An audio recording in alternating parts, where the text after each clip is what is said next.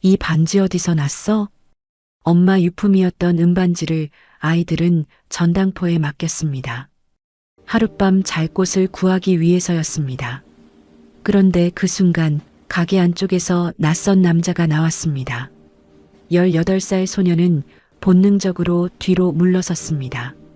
그 반지는 엄마가 평생 손에서 놓지 않던 유일한 것이었거든요. 그리고 남자는 아이를 똑바로 보며 말했습니다. 그 반지, 내가 내 엄마에게 준 거다. 그날 아이들의 도망은 끝났고 진짜 이야기가 시작됐습니다. 사연 시작 전에 구독과 좋아요를 눌러주시고 지금 어디서 시청하고 계신지 댓글로 남겨주세요. 여러분 계신 곳마다 행복과 행운이 함께하길 바랍니다. 폭우가 쏟아지는 밤이었습니다.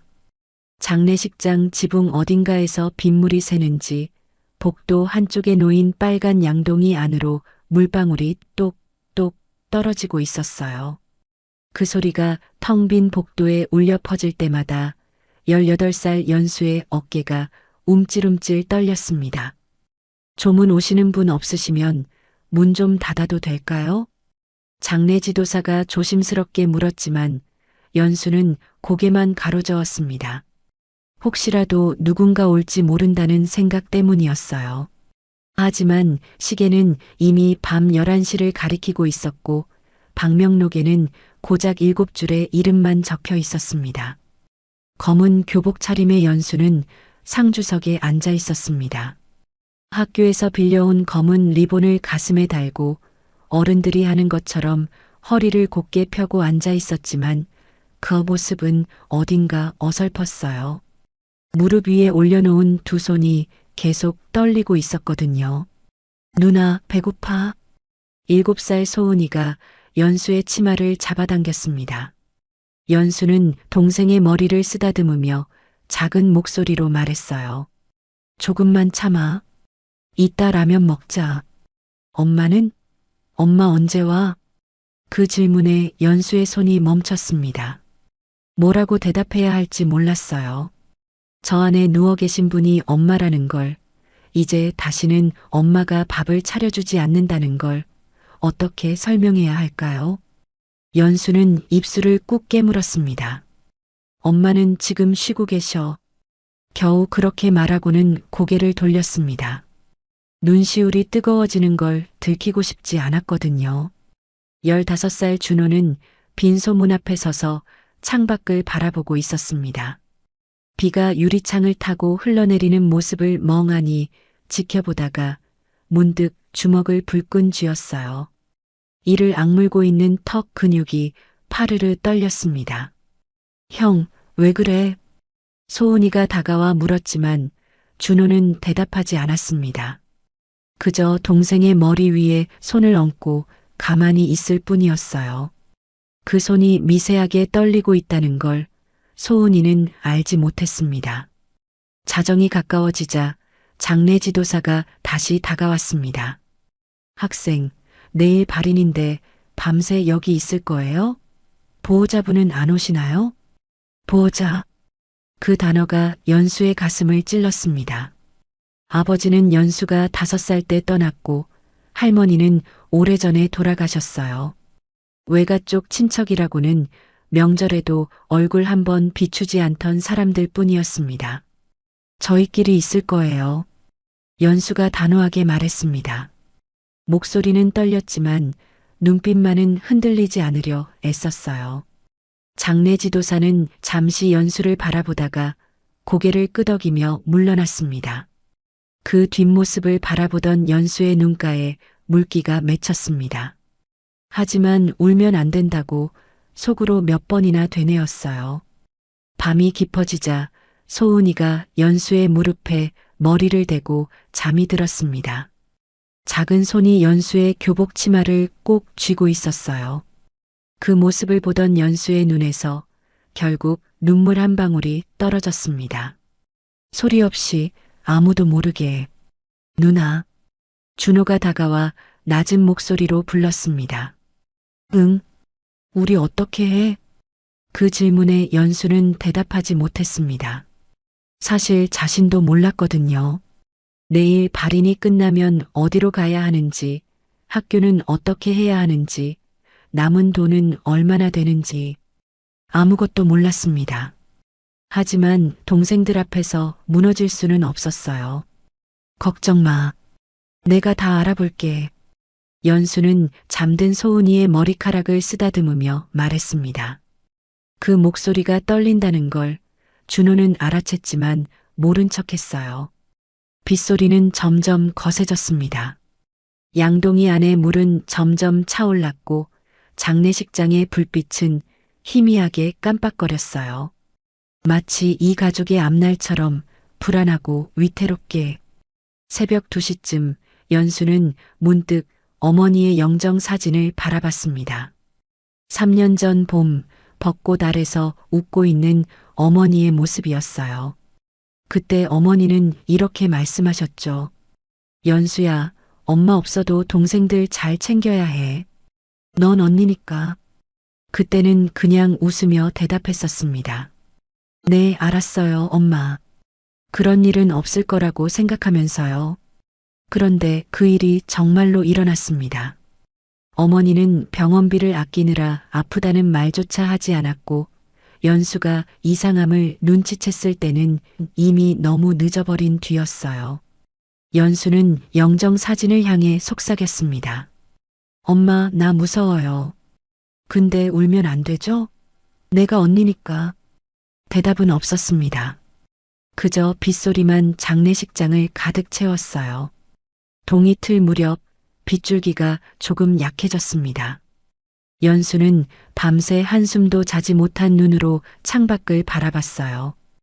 회색빛 하늘 아래 새로운 하루가 밝아오고 있었습니다. 오늘 발인이 끝나면 어머니는 정말로 떠나시는 거예요. 그리고 연수는 18살의 나이로 두 동생의 보호자가 되어야 했습니다. 무릎 위에서 잠든 소은이가 뒤척이며 중얼거렸어요. 엄마, 엄마. 연수는 그 작은 등을 토닥이며 입술을 깨물었습니다. 눈물이 차올랐지만 끝내 흘리지 않았어요. 울면 안 된다고 다시 한번 다짐했습니다. 이것이 연수가 어른이 되기 전날 밤의 이야기입니다. 비가 새는 장례식장에서 세 남매는 서로의 온기에 기대어 긴 밤을 버텼어요. 아무도 오지 않는 장례식장에서 아이들은 혼자 남겨진 세상과 마주하고 있었습니다. 그리고 아직 이 아이들은 몰랐습니다. 진짜 시련은 이제부터 시작이라는 것을. 발인이 끝난 뒤 연수는 처음으로 세상이 얼마나 차가운지 알게 되었습니다. 화장장에서 돌아오는 버스 안에서 연수는 작은 함을 무릎 위에 올려놓고 있었어요.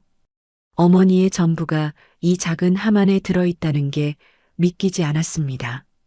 옆자리에서 소은이가 연수의 팔을 잡고 잠들어 있었고 준호는 창밖만 멍하니 바라보고 있었어요. 집에 도착했을 때는 이미 오후 4시가 넘어 있었습니다. 현관문을 열자 이틀 만에 맞는 집 냄새가 코끝을 스쳤어요. 아직도 어머니의 냄새가 남아있는 것 같았습니다. 누나, 배고파? 소은이가 눈을 비비며 말했습니다. 연수는 냉장고를 열어봤지만 안에는 시든 파 몇 줄기와 유통기한이 지난 우유뿐이었어요. 지갑을 열어보니 10,000원짜리 한 장과 동전 몇 개가 전부였습니다. 저녁을 먹고 나서 연수는 어머니가 쓰시던 책상 서랍을 열었습니다. 그 안에는 각종 서류들이 빼곡하게 들어있었어요. 전세 계약서, 관리비 고지서, 병원비 영수증, 그리고 빨간 글씨로 적힌 독촉장들. 연수의 손이 덜덜 떨리기 시작했습니다. 전세 보증금 반환 요청서에는 다음 달 말이 만기라고 적혀 있었어요. 관리비는 석 달치가 밀려 있었고 병원비는 500만 원이 넘게 남아 있었습니다. 어머니가 얼마나 힘들게 버텨오셨는지 이제야 알 것 같았어요. 다음 날 아침 연수는 구청을 찾아갔습니다. 복지 담당 창구 앞에서 번호표를 뽑고 1시간 넘게 기다렸어요. 드디어 차례가 되어 상담 창구에 앉았을 때 담당자는 서류 뭉치를 내밀었습니다. 사망신고는 하셨어요? 아, 아니요. 아직요. 그럼 먼저 동사무소 가서 사망신고부터 하세요. 그 다음에 여기 서류들 다 작성해서 오시고요. 담당자는 무표정한 얼굴로 서류 목록을 읽어 내려갔습니다. 주민등록 등본, 가족관계 증명서, 사망진단서 사본, 통장 사본. 연수는 고개를 끄덕이면서 받아 적었지만 머릿속은 하얘지고 있었어요. 저기, 제가 미성년자인데요. 동생들도 있고요. 어떻게 해야 하나요? 담당자가 처음으로 연수를 똑바로 쳐다봤습니다. 그 시선에는 동정보다는 귀찮음이 더 많이 섞여 있었어요. 그럼 후견인 지정이 먼저예요. 법원에 가서 후견인 심판 청구를 하셔야 해요. 연수는 멍하니 담당자를 바라봤습니다. 후견인이 뭔지, 법원에 어떻게 가는지 아무것도 몰랐거든요. 일단 가까운 어른한테 부탁하세요. 친척분 없어요? 담당자는 한숨을 쉬더니 메모지에 뭔가를 적어 건네줬습니다. 여기 전화해 보세요. 아동보호 전문기관이에요. 연수는 메모지를 받아들고 구청을 나왔습니다. 밖은 햇살이 따스했지만 연수의 마음은 얼음처럼 차가웠어요. 혼자서는 아무것도 할 수 없다는 걸 깨달았거든요. 점심때가 되어 집에 돌아오니 준호가 거실에서 소은이와 실랑이를 벌이고 있었습니다. 형아, 나 엄마 만나러 갈 거야. 엄마는 없어. 몇 번을 말해. 준호의 목소리가 거칠게 올라갔습니다. 소은이의 눈에 금세 눈물이 맺혔어요. 연수가 달려가 소은이를 안았습니다. 작은 몸이 부들부들 떨고 있었어요. 소은아, 괜찮아. 누나가 여기 있잖아. 누나, 엄마 언제 와? 그 질문에 연수는 아무 말도 할 수 없었습니다. 목이 막히고 눈물이 차올랐어요. 하지만 울면 안 된다고 이를 악물었습니다. 준호는 벽을 향해 돌아서 있었습니다. 어깨가 미세하게 떨리고 있었어요. 화가 난 게 아니라 울음을 참고 있었던 거예요. 오후가 되자 소은이가 열이 오르기 시작했습니다. 이마를 짚어보니 불처럼 뜨거웠어요.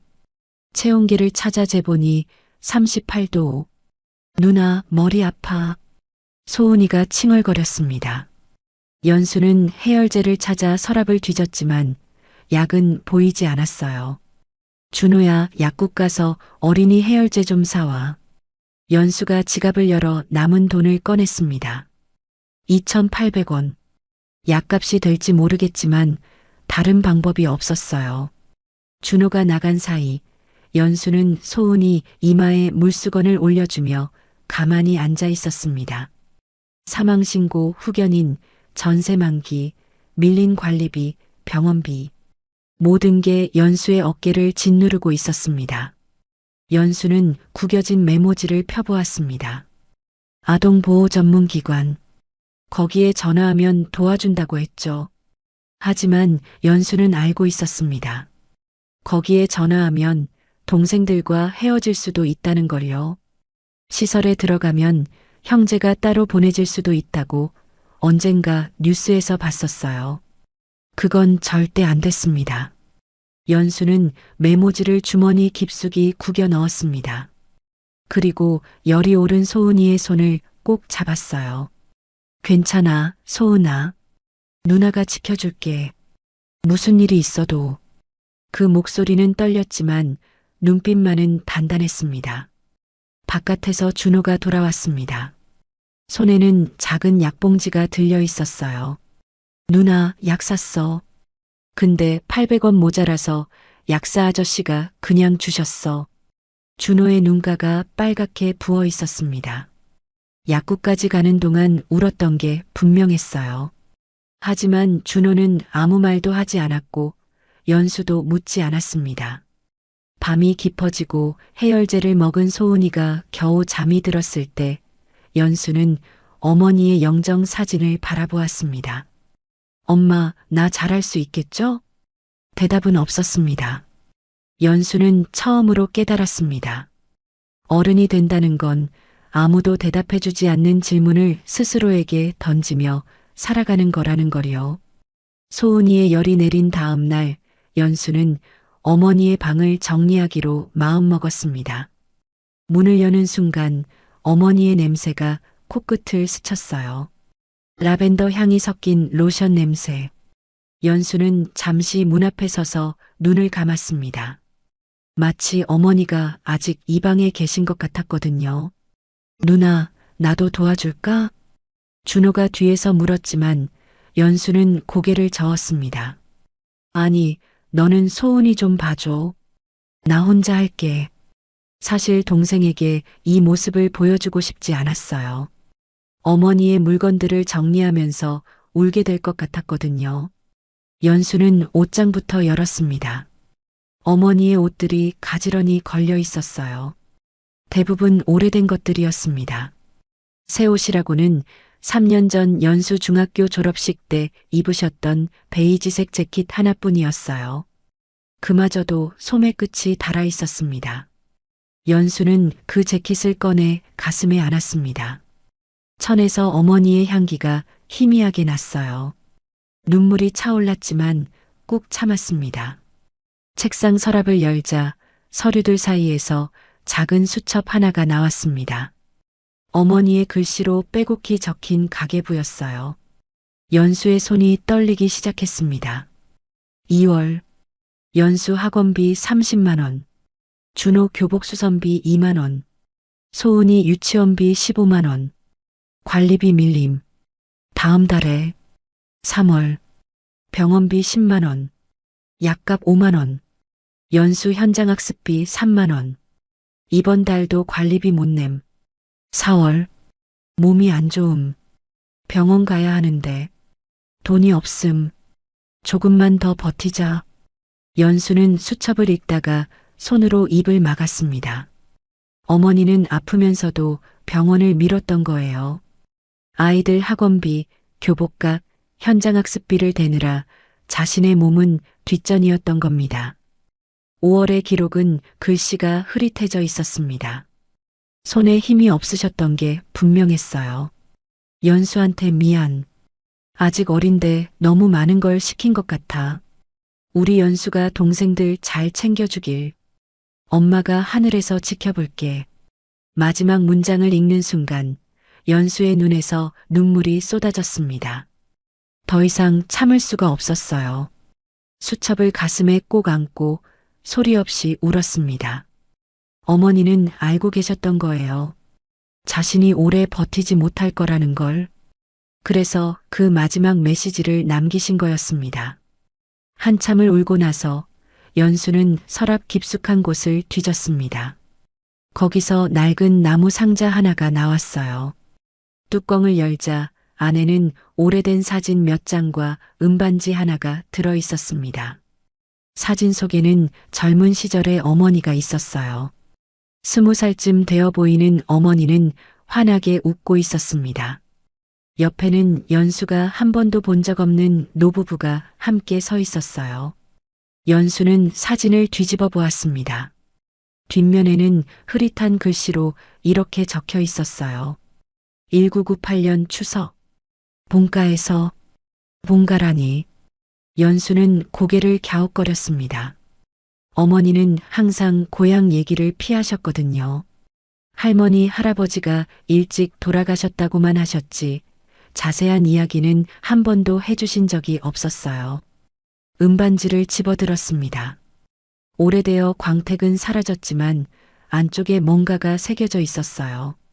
연수는 눈을 가늘게 뜨고 들여다보았습니다. 현숙에게. 영원히. 현숙. 그건 어머니의 이름이었습니다. 누가 어머니에게 이 반지를 준 걸까요? 아버지였을까요? 아니면 다른 누군가. 연수는 잠시 반지를 바라보다가 다시 상자에 넣었습니다. 지금은 이런 것에 신경 쓸 여유가 없었어요. 당장 내일 먹을 쌀이 걱정이었으니까요. 서랍 맨 아래에서 봉투 하나가 나왔습니다.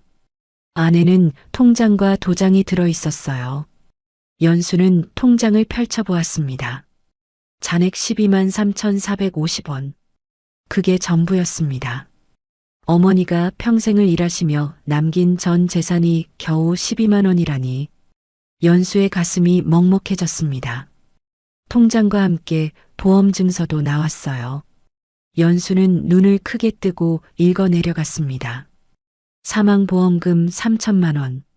수익자란에는 연수의 이름이 적혀 있었습니다. 3천만 원이라면 당장의 빚을 갚고도 한동안 버틸 수 있을 거예요. 연수의 가슴에 작은 희망이 피어올랐습니다. 하지만 보험증서 하단에 적힌 글씨가 연수의 희망을 꺾었습니다. 미성년자 수익자의 경우 법정 대리인의 동의 필요. 법정 대리인. 또 그 벽이었습니다. 연수는 힘없이 바닥에 주저앉았어요. 아무리 발버둥 쳐도 빠져나갈 수 없는 늪에 빠진 기분이었습니다. 그때 방문이 열리며 소은이가 들어왔습니다. 누나, 뭐해? 왜 울었어? 연수는 황급히 눈물을 닦았습니다. 안 울었어. 먼지가 들어갔어. 거짓말. 누나 눈 빨개. 소은이가 다가와 연수의 무릎에 앉았습니다. 작은 손으로 연수의 볼을 어루만졌어요. 누나, 울지 마. 소은이가 뽀뽀해 줄게. 소은이가 연수의 볼에 뽀뽀를 했습니다. 그 순간 연수의 눈에서 다시 눈물이 흘렀어요. 하지만 이번에는 슬픈 눈물이 아니었습니다. 소은아, 고마워. 연수는 동생을 꼭 안았습니다. 이 작은 아이를 위해서라도 무너지면 안 된다고 생각했어요. 밤이 되어 동생들이 잠든 후 연수는 다시 어머니의 물건들을 정리했습니다. 그러다 옷장 안쪽에서 작은 메모 하나를 발견했어요. 급할 때 연락하세요. 정임. 그 밑에는 전화번호가 적혀 있었습니다. 정임이라는 이름 옆에는 괄호 안에 사촌이라고 쓰여 있었어요. 사촌이 있었던 거예요. 어머니가 한 번도 말씀하지 않으셨던 친척이. 연수는 메모를 손에 쥔 채 한참을 고민했습니다. 전화를 해야 할까요? 한 번도 본 적 없는 사촌에게 도움을 청해도 되는 걸까요? 결국 연수는 메모를 주머니에 넣었습니다. 아직은 아니었어요. 스스로 해볼 수 있는 데까지 해보고 싶었거든요. 창밖에는 달이 떠 있었습니다. 연수는 창문에 이마를 대고 속삭였어요. 엄마, 저 잘하고 있는 거 맞죠? 이번에도 대답은 없었습니다. 하지만 연수는 알 것 같았어요. 어머니가 남긴 것들 속에서 자신이 찾아야 할 길이 어렴풋이 보이기 시작했다는 거요. 어머니가 돌아가신 지 닷새째 되던 날 연순의 집 초인종이 울렸습니다. 연수는 설거지를 하다 말고 손을 닦으며 현관으로 나갔어요. 문을 열자 낯선 여자가 서 있었습니다. 40살쯤 되어 보이는 여자였어요. 짙은 화장에 금색 귀걸이가 번쩍거렸고 손에는 명품 가방을 들고 있었습니다. 너 연수지? 현숙이네 큰딸. 여자는 연수를 위아래로 훑어보며 물었습니다. 그 시선이 어딘가 불편했지만 연수는 고개를 끄덕였어요. 네, 맞는데요. 누구세요? 나 정임이야. 너희 엄마 사촌 언니. 연락 못해서 미안해. 장례식장에도 못 갔네. 정임. 어머니 옷장에서 발견했던 그 메모의 주인이었습니다. 연수는 잠시 망설이다가 문을 열어주었어요. 정임은 집 안으로 들어서자마자 주위를 둘러보았습니다. 좁은 거실, 낡은 소파, 벽에 걸린 어머니의 영정사진. 그 시선이 어딘가 계산적으로 느껴졌지만 연수는 애써 무시했어요. 앉으세요. 뭐 드릴 건 없는데 물이라도. 아, 괜찮아. 그냥 얼굴 보러 왔어. 정임이 소파에 앉으며 말했습니다. 그때 준호가 방에서 나왔어요. 정임을 보자 눈빛이 경계심으로 가득 찼습니다. 누구예요? 엄마 사촌 언니래. 정임 이모. 준호는 대답 없이 정임을 바라보기만 했어요. 정임은 준호를 향해 어색하게 웃었습니다. 와, 많이 컸네. 마지막으로 본 게 내가 서너 살 때였는데. 준호는 여전히 말이 없었습니다. 연수는 분위기가 어색해져서 얼른 말을 꺼냈어요. 저희 어머니랑 연락하고 지내셨어요? 뭐 가끔. 현숙이가 연락을 잘 안 하긴 했지. 성격이 원래 그랬잖아. 정임의 말투에서 묘한 불만이 느껴졌습니다. 연수는 불편함을 느꼈지만 내색하지 않았어요. 근데 연수야, 지금 상황이 어떻게 돼? 상황이요? 그러니까 장례비는 어떻게 치렀어? 남은 돈은 있어? 보험 같은 건? 연수는 순간 움찔했습니다. 처음 온 사람이 위로보다 돈 얘기를 먼저 꺼내다니. 하지만 어른이 도움을 주려고 그러는 걸 수도 있다고 생각했어요. 장례비는 어머니 통장에서 거의 다 나갔어요. 보험은 있는데 제가 미성년자라 수령을 못한대요. 아, 그래. 미성년자면 법정 대리인이 필요하지. 정임의 눈이 반짝거렸습니다. 연수는 그 눈빛에서 뭔가 이상한 느낌을 받았지만 정확히 뭔지는 알 수 없었어요. 근데 이모, 저희 엄마가 이모 얘기를 한 번도 안 하셨거든요. 왜 연락이 끊겼던 거예요? 연수의 질문에 정임의 표정이 살짝 굳었습니다. 하지만 곧 웃음을 되찾으며 말했어요. 뭐, 집안 사정이 복잡했어. 현숙이가 어릴 때 집 나가서 연락이 끊겼지. 자존심이 세서 도움받는 걸 싫어했거든. 집을 나갔다고요. 연수는 처음 듣는 이야기였습니다. 어머니가 숨기신 게 많았던 거예요. 근데 연수야, 이 집 전세지? 만기 얼마 안 남았다고 들었는데. 네. 다음 달 말이요. 그럼 큰일이네. 보증금 돌려받아도 빚 갚으면 남는 게 없을 텐데. 너희 셋이 어디서 살 거야? 연수는 대답하지 못했습니다. 사실 그 문제를 어떻게 해결해야 할지 전혀 감이 없었거든요. 정임이 연수의 손을 잡았습니다. 차가운 손이었어요. 연수야, 내가 도와줄게. 이모가 후견인 신청해서 보험금도 받게 해주고 너희 살 곳도 알아봐 줄게. 정말요? 연수의 눈이 커졌습니다. 드디어 어른이 도와주겠다고 하는 거였어요. 막막했던 마음에 한 줄기 빛이 비치는 것 같았습니다. 대신 이모한테 통장이랑 도장 맡겨. 내가 정리 좀 해야 하거든. 빚이 얼마나 있는지, 보험금 청구는 어떻게 하는지 너희가 알기 어렵잖아. 통장이랑 도장이요? 연수는 잠시 망설였습니다.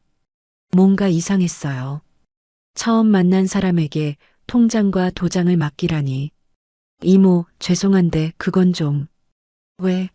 이모 못 믿어? 정임의 목소리가 약간 날카로워졌습니다. 연수는 움찔했지만 준호가 끼어들었어요. 당연히 못 믿죠. 오늘 처음 보는 사람인데. 야, 이 녀석이. 정임의 얼굴이 붉어졌습니다. 하지만 곧 웃음을 되찾으며 말했어요. 그래, 그럴 수 있지. 갑자기 나타나서 그랬네.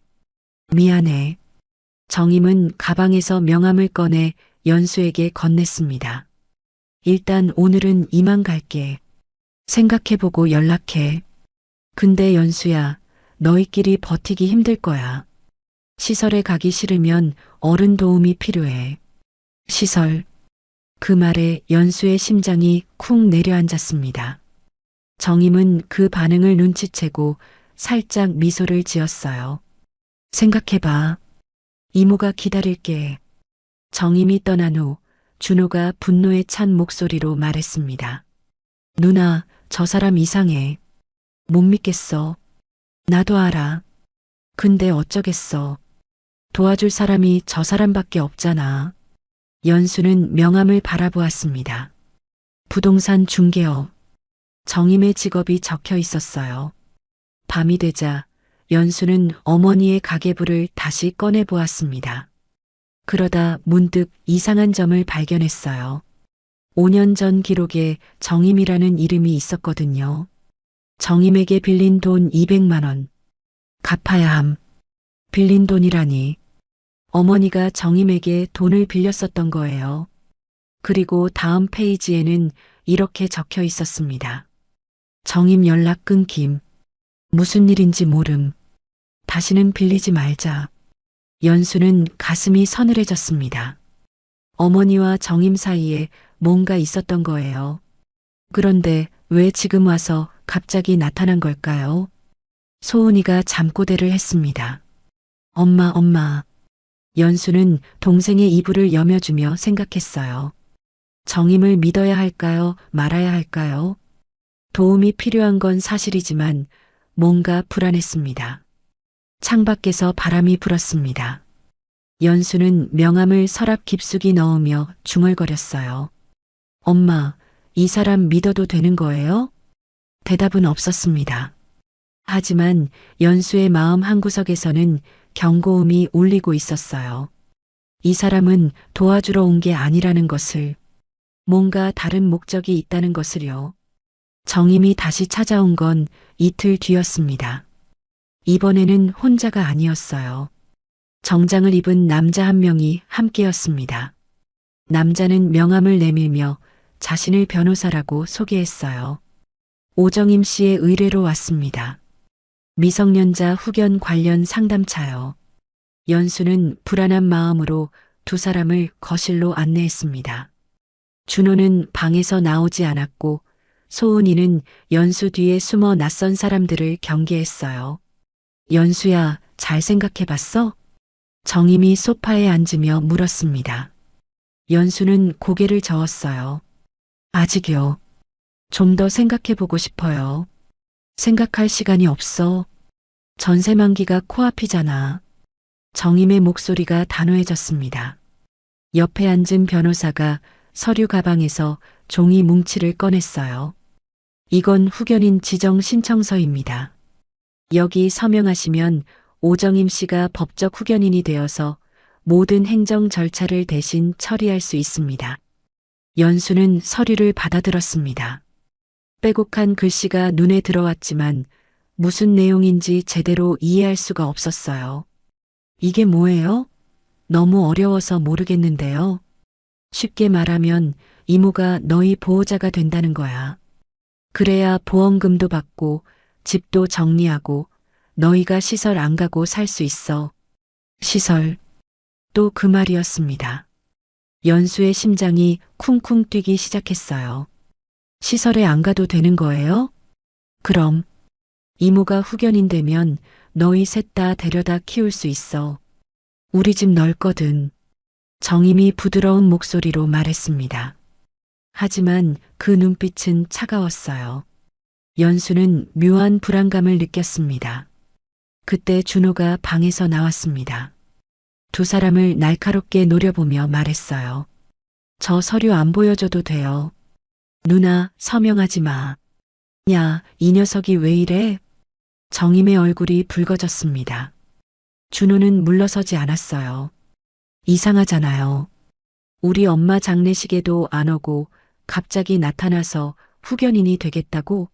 뭐가 목적이에요? 목적? 야, 나는 너희 도우려고 온 거야. 정임이 소리를 높였습니다. 소은이가 겁에 질려 연수의 다리를 꼭 잡았어요. 변호사가 중재하듯 끼어들었습니다. 학생, 감정적으로 대응하지 마세요. 지금 상황이 어떤지 아세요?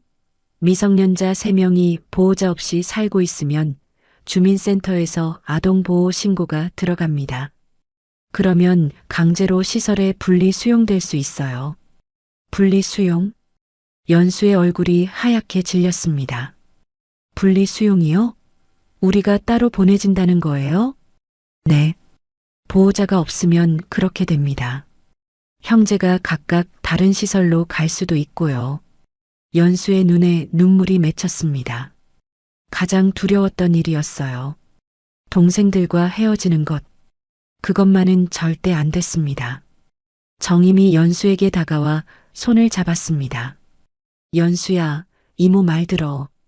여기 서명만 하면 돼. 그러면 너희 셋 다 함께 살 수 있어. 연수의 손이 떨렸습니다. 펜을 들어야 할까요? 동생들을 지키려면 이 수밖에 없는 걸까요? 하지만 준호가 연수의 팔을 잡았습니다. 누나, 잠깐만. 저 사람들 말만 듣지 마. 준호야, 근데 우리가 헤어지면 그건 협박이야. 무서워서 서명하게 만드는 거라고. 준호의 목소리가 떨렸지만 눈빛은 단단했습니다. 15살 소년이 있는 힘껏 누나를 지키려 하고 있었어요. 정임의 얼굴이 일그러졌습니다. 야, 너 왜 이렇게 버릇이 없어? 너희 엄마가 그렇게 키웠어? 우리 엄마 욕하지 마세요. 준호가 소리쳤습니다. 정임이 벌떡 일어났어요. 그래, 좋아. 나도 할 만큼 했어. 도와주려고 했더니 이런 취급을 받네. 정임은 가방을 집어들며 말했습니다.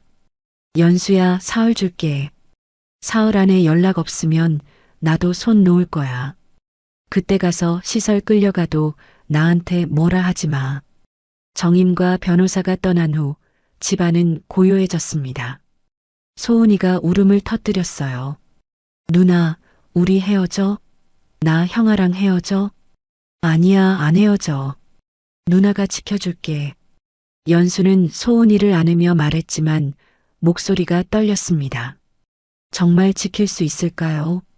방법이 있기는 한 걸까요? 준호가 창밖을 바라보며 말했습니다. 누나, 저 사람 목적이 뭔지 알 것 같아. 뭔데? 보험금이랑 전세금. 후견인 되면 그거 다 관리할 수 있잖아. 우리한테 관심 있는 게 아니라 돈에 관심 있는 거야. 연수는 할 말을 잃었습니다. 준호의 말이 맞는 것 같았거든요. 정임의 눈빛, 계산적인 질문들, 서두르는 태도, 모든 게 들어맞았어요. 그럼 우리 어떻게? 진짜 시설 가는 거야? 그건 싫어. 절대 헤어지면 안 돼. 준호가 주먹을 불끈 쥐었습니다. 누나, 도망가자. 뭐? 여기 있으면 저 사람한테 잡혀. 아니면 시설에 끌려가든가. 차라리 도망가서 숨자. 연수는 동생을 바라보았습니다. 미친 소리 같았어요. 하지만 다른 방법이 생각나지 않았습니다. 밤이 깊어지고 소은이가 잠든 후에도 연수는 잠들지 못했습니다. 천장을 바라보며 수백 가지 생각이 머릿속을 맴돌았어요. 도망가면 어디로 가지? 돈은? 소은이 학교는? 경찰에 잡히면 어떡하지?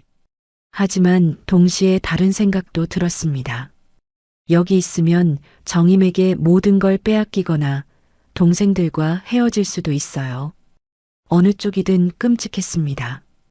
연수는 어머니의 가계부를 꺼내 마지막 페이지를 읽었습니다. 연수야, 너무 힘들면 도망쳐도 돼. 살아남는 게 먼저야.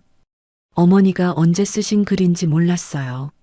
하지만 그 문장이 연수의 마음을 움직였습니다. 살아남는 게 먼저. 동생들과 함께 살아남는 게 먼저. 연수는 결심했습니다. 도망가자. 어디로든 여기가 아닌 곳으로. 정임이 떠난 다음 날 밤, 연수는 잠들지 못하고 천장만 바라보았습니다. 사흘. 고작 사흘 뒤면 정임에게 답을 해야 했어요. 서명을 하든 아니면 시설로 끌려가든. 두 가지 선택지 모두 연수에게는 지옥이었습니다. 자정이 넘어서야 연수는 조용히 일어났습니다. 거실로 나가 어머니의 영정사진 앞에 앉았어요. 희미한 달빛이 창문을 통해 들어와 어머니의 얼굴을 비추고 있었습니다. 엄마, 나 어떡해요? 연수는 속삭였습니다. 눈물이 볼을 타고 흘러내렸어요. 도망가라고 하셨잖아요. 근데 어디로 가요? 돈도 없고 갈 곳도 없는데. 대답 없는 사진을 바라보며 연수는 한참을 울었습니다. 소리 없이 아무도 모르게. 그때 뒤에서 발소리가 들렸습니다. 돌아보니 준호가 서 있었어요. 누나 앉아. 너도 깼구나. 준호가 연수 옆에 앉았습니다. 두 남매는 말없이 어머니의 사진을 바라보았어요. 누나, 나 생각해봤어. 뭘? 도망가자고 했잖아. 진심이야. 연수는 동생을 바라보았습니다. 준호의 눈빛은 진지했어요. 어디로 가는데? 일단 터미널로 가자. 거기서 시외버스 타고 멀리 가는 거야. 아무도 우리를 모르는 곳으로. 돈이 얼마나 있는데? 연수는 지갑을 꺼내 세어보았습니다. 10,000원짜리 2장, 1,000원짜리 3장, 동전 몇 개. 총 23,400원이었어요.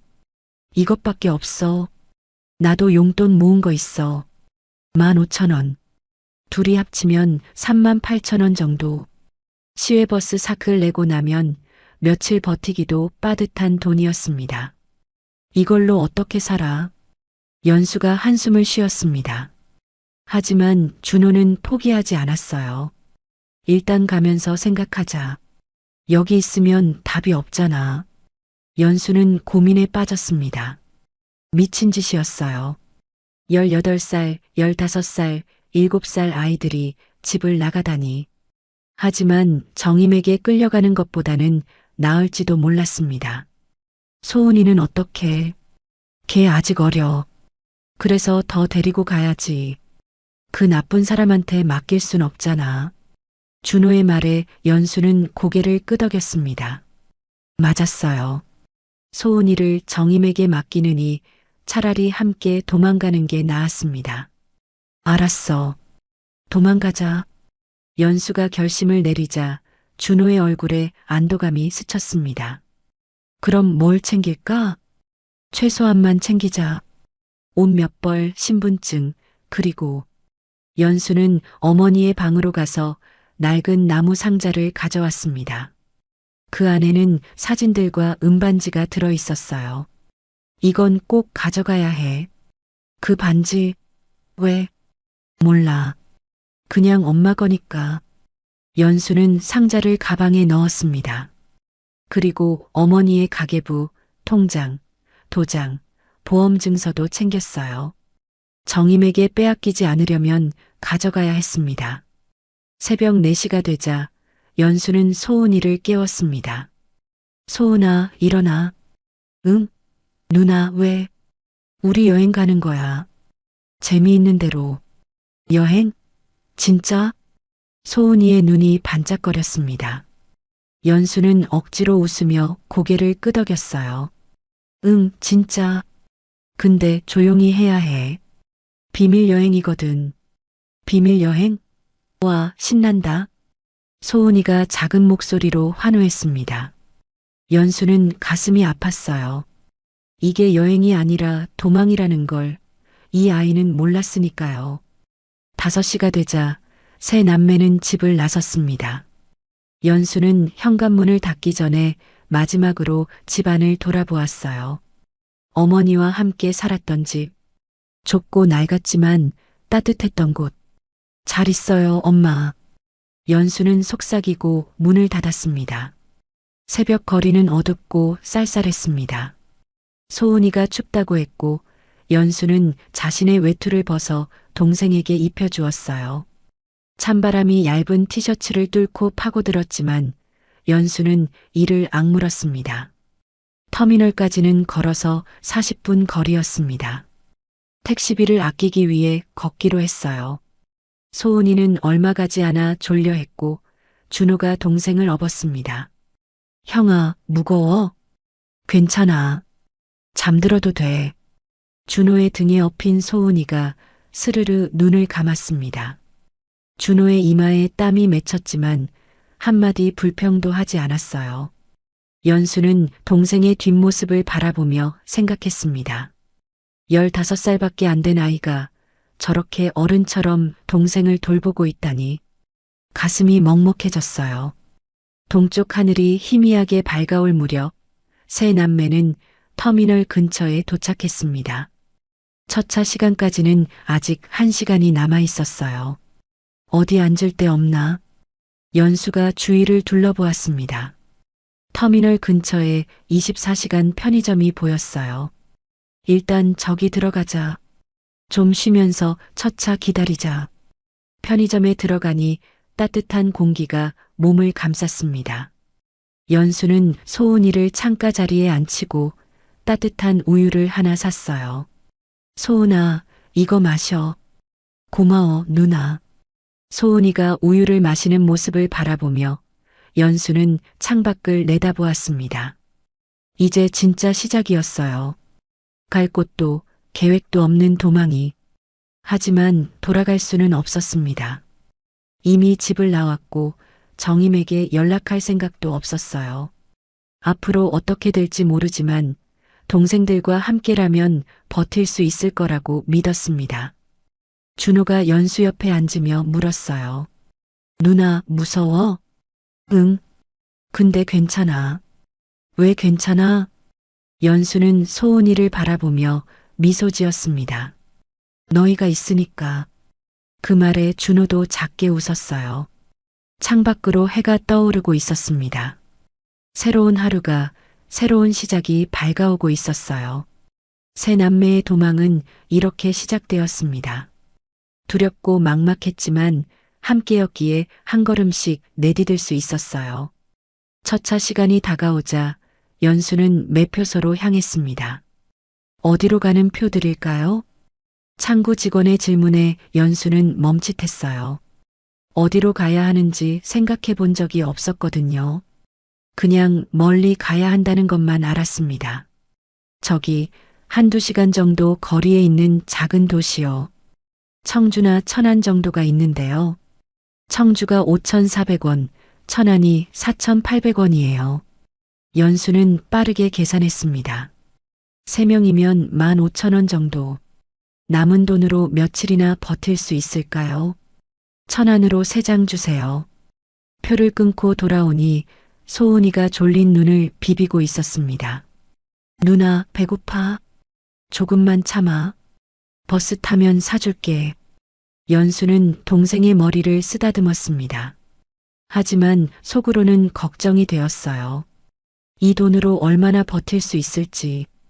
버스에 오르자 소은이는 창가에 앉아 밖을 구경했습니다. 처음 타보는 시외버스가 신기한 모양이었어요. 와, 버스 진짜 크다. 조용히 해. 다른 사람들 자고 있잖아. 준호가 동생을 타일렀습니다. 소은이는 입을 손으로 막고 눈만 반짝거렸어요. 버스가 출발하자 연수는 창밖을 바라보았습니다. 서울의 건물들이 점점 멀어지고 있었어요. 태어나서 처음으로 서울을 벗어나는 거였습니다. 묘한 해방감과 함께 두려움이 밀려왔어요. 2시간쯤 지나 천안 터미널에 도착했을 때 해는 이미 높이 떠 있었습니다. 여기가 천안이야? 소은이가 두리번거리며 물었습니다. 응, 우리 여기서 놀 거야. 연수는 애써 밝은 목소리로 말했지만 마음은 무거웠어요. 터미널 밖으로 나오자 낯선 도시의 풍경이 펼쳐졌습니다. 모르는 거리, 모르는 사람들. 연수는 갑자기 무서워졌어요. 서울에서는 느끼지 못했던 두려움이었습니다. 누나, 우리 어디로 가? 준호가 물었습니다. 연수는 대답하지 못했어요. 일단 돌아다니면서 싼 숙소 찾아보자. 세 남매는 터미널 근처를 걸었습니다. 모텔과 여관 간판이 보였지만 가격표를 보고 연수는 한숨을 쉬었어요. 가장 싼 곳도 3만 원이 넘었습니다. 이건 너무 비싸. 그럼 어떡해? 준호의 목소리에 불안감이 묻어났습니다.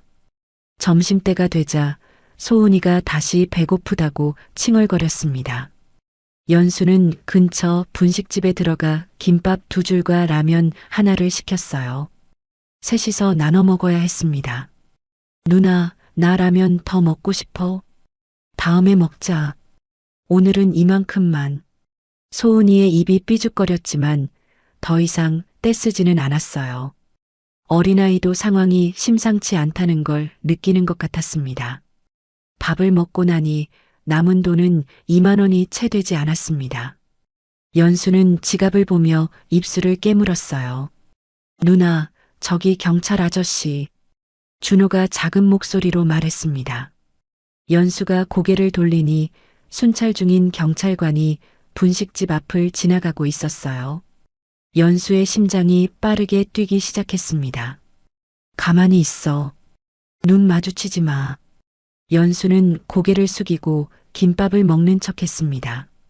경찰관은 분식집 안을 힐끗 보더니 그냥 지나갔어요.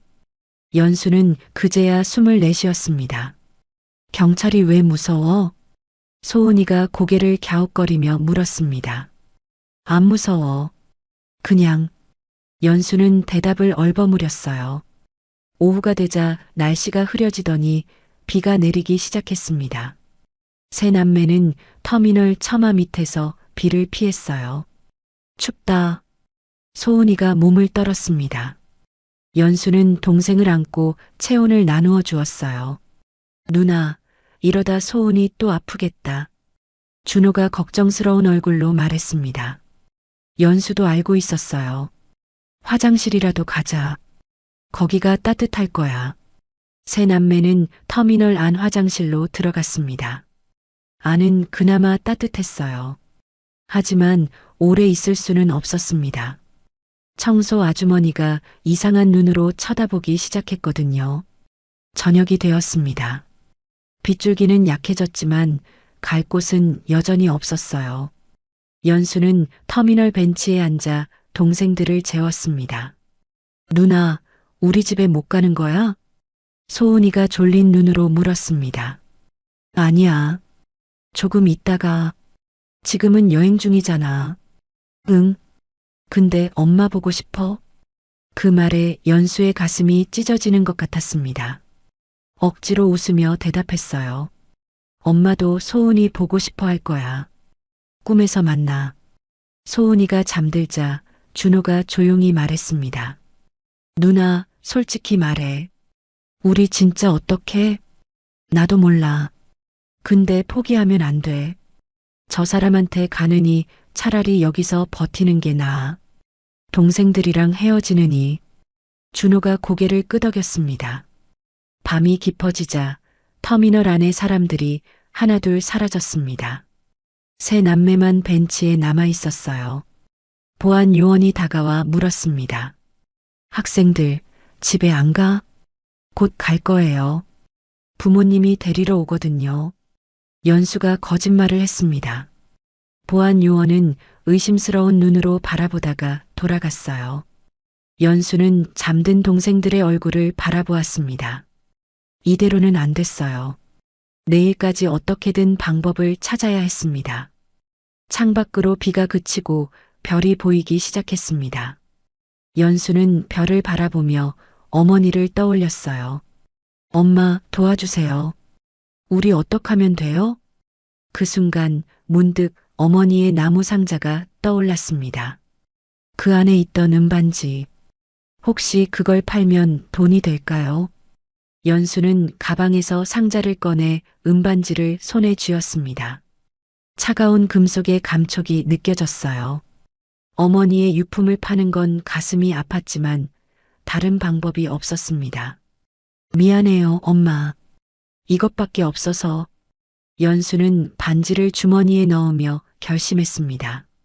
내일 아침 전당포를 찾아가자. 다음 날 아침 연수는 눈을 떴습니다. 터미널 벤치에서 밤을 지새웠더니 온몸이 뻣뻣했어요. 목도 아프고 허리도 뻐근했습니다. 누나, 일어났어? 준호가 먼저 깨어 있었습니다. 밤새 잠을 제대로 못 잔 것 같았어요. 눈 밑에 그늘이 짙게 내려앉아 있었습니다. 소은이는? 아직 자. 근데 누나, 애 이마가 좀 뜨거운 것 같아. 연수는 황급히 소은이의 이마를 짚어보았습니다. 분명히 열이 오르고 있었어요. 며칠 전에 한번 알았는데 또 열이 나는 거였습니다. 큰일이다. 연수의 얼굴이 하얗게 질렸습니다. 약국을 가야 했어요. 하지만 남은 돈이 얼마 없었습니다. 일단 아침부터 먹이자. 밥 먹으면 좀 나을 수도 있어. 세 남매는 터미널을 나와 주변을 걸었습니다. 아침을 먹을 곳을 찾아야 했어요. 골목을 돌아다니다가 작은 국밥집 하나가 눈에 들어왔습니다. 허름한 간판에 김이 모락모락 나는 솥이 보였어요. 가격표에는 국밥 한 그릇에 5,500원이라고 적혀 있었습니다. 여기 들어가자. 연수는 동생들을 데리고 국밥집 문을 열었습니다. 안에는 할머니 한 분이 홀로 가게를 지키고 있었어요. 이르는 넘어 보이는 나이에 허리가 살짝 굽어 있었습니다. 어서 와. 앉아, 앉아. 할머니가 손을 휘휘 저으며 자리를 가리켰어요. 연수는 구석자리에 앉으며 말했습니다. 국밥 하나만 주세요. 하나? 셋이서 하나? 할머니가 눈을 동그랗게 뜨며 물었습니다. 연수는 고개를 끄덕였어요. 네, 나눠 먹을 거예요. 할머니는 잠시 세 남매를 바라보았습니다. 구겨진 옷, 지친 얼굴, 그리고 열이 오른 소은이. 할머니의 눈빛이 묘하게 변했어요. 잠깐만 기다려. 할머니가 부엌으로 들어갔습니다. 잠시 후 국밥 세 그릇과 깍두기 한 접시가 나왔어요. 저희 하나만 시켰는데요. 알아. 그냥 먹어. 이른 아침이라 국물이 많이 남아서 그래. 연수는 할머니의 얼굴을 올려다보았습니다. 할머니는 무뚝뚝한 표정이었지만 눈가에 따뜻함이 서려 있었어요. 감사합니다. 연수의 목소리가 떨렸습니다. 눈물이 날 것 같았어요. 낯선 곳에서 처음 만난 따뜻함이었습니다. 세 남매는 허겁지겁 국밥을 먹었습니다.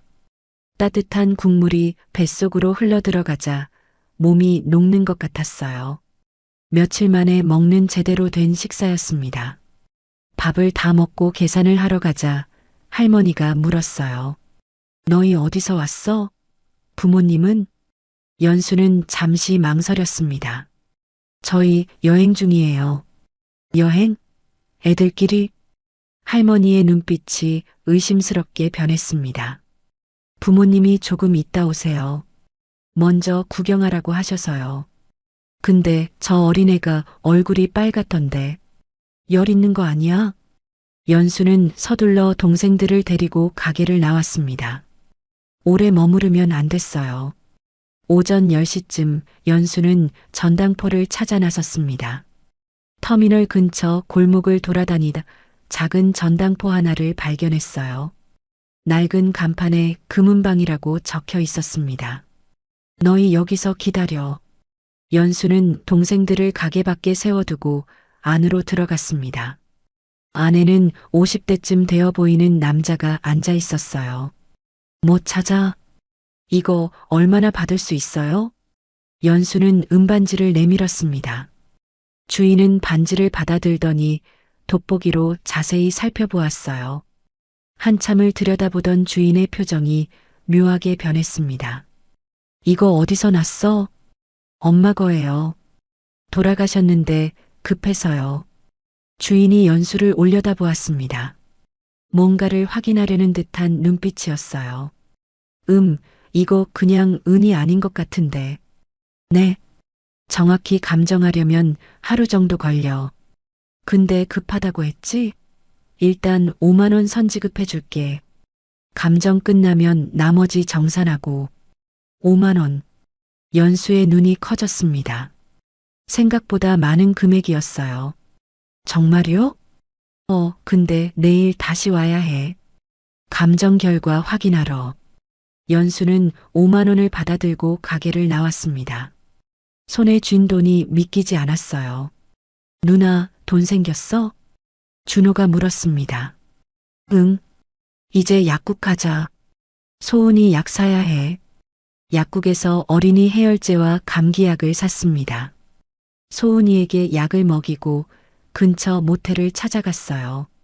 3시간 대실은 15,000원이에요. 세 남매는 모텔방에 들어갔습니다. 작은 방이었지만 따뜻하고 깨끗했어요. 소은이는 침대에 눕자마자 잠이 들었습니다. 누나, 좀 자. 내가 소은이 볼게. 준호가 말했습니다. 연수는 결국 침대 한쪽에 누웠어요. 눈을 감자마자 피로가 밀려왔습니다. 잠시 후 연수는 꿈을 꾸었습니다. 어머니가 웃고 있는 꿈이었어요. 연수야, 잘하고 있어. 조금만 더 힘내. 연수는 울면서 어머니에게 달려갔습니다. 하지만 어머니의 모습이 점점 흐려지더니 사라져버렸어요. 엄마. 연수가 소리치며 눈을 떴습니다. 땀이 흠뻑 젖어 있었어요. 누나, 괜찮아? 응, 꿈 꿨어. 소은이의 열은 조금 내린 것 같았습니다. 3시간이 다 되어갈 무렵 세 남매는 모텔을 나왔어요. 남은 돈은 23,000원. 내일 전당포에 가면 더 받을 수 있을 거예요.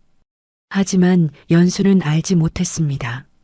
전당포 주인이 반지를 보고 어디론가 전화를 걸었다는 것을, 그리고 그 전화가 모든 것을 바꿔놓을 거라는 것을요. 다음 날 아침 연수는 전당포를 다시 찾아갔습니다. 밤새 터미널 대합실에서 잠을 청했지만 제대로 잘 수 없었어요. 보안 요원의 눈을 피해 자리를 옮기느라 정신이 없었습니다. 소은이의 열은 다행히 많이 내렸지만 아직 기운이 없어 보였어요. 누나, 나도 같이 갈까? 준호가 물었습니다. 연수는 고개를 저었어요. 아니, 너는 소은이 봐. 금방 올게. 연수는 혼자 전당포로 향했습니다. 어제와 같은 골목, 같은 간판. 하지만 오늘은 뭔가 분위기가 달랐어요. 가게 앞에 검은색 고급 승용차 한 대가 서 있었거든요. 연수는 잠시 망설였습니다. 이상한 느낌이 들었어요. 하지만 반지를 찾아야 했습니다.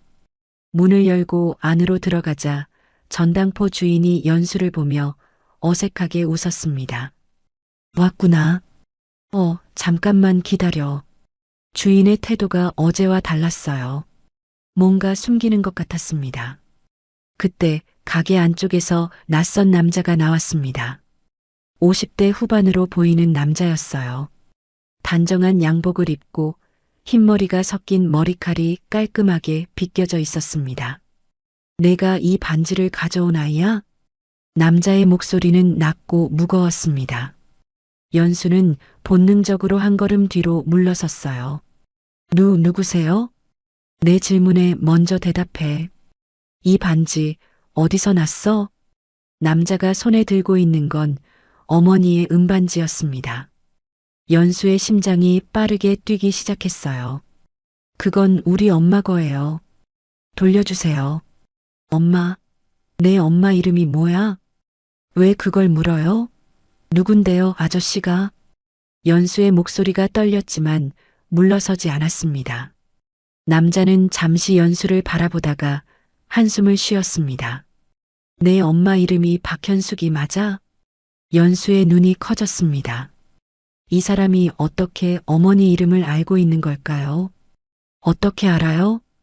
이 반지 안쪽에 새겨진 글씨 때문이야. 현숙에게 영원히. 이건 내가 30년 전에 준 반지야. 연수는 머릿속이 하얘지는 것 같았습니다. 아저씨가 우리 엄마를 알아요?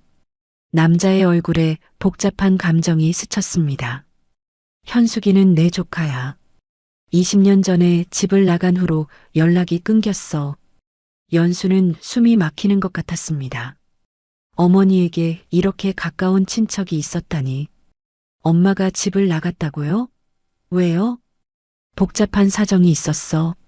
지금 여기서 다 말할 순 없지. 남자가 연수에게 다가왔습니다. 연수는 뒤로 물러섰어요. 가까이 오지 마세요. 저 아저씨 못 믿어요. 그래, 당연하지. 갑자기 나타난 사람을 믿을 수 없는 게 정상이야. 남자가 멈춰섰습니다. 그리고 주머니에서 명함을 꺼내 테이블 위에 놓았어요. 내 이름은 강태준이야. 너희 엄마의 큰아버지 동생이야. 명함에는 어떤 회사 이름과 회장이라는 직함이 적혀 있었습니다. 현숙이는 어디 있어? 만나고 싶어? 연수의 눈에 눈물이 맺혔습니다. 이 질문에 뭐라고 대답해야 할까요? 엄마는요. 열흘 전에 돌아가셨어요. 태준의 얼굴이 굳어졌습니다. 뭐라고? 병원비가 없어서 치료를 제대로 못 받으셨어요. 저희한테 말도 안 하시고 혼자 버티시다가 연수는 더 이상 말을 잇지 못했습니다. 눈물이 흘러내렸어요.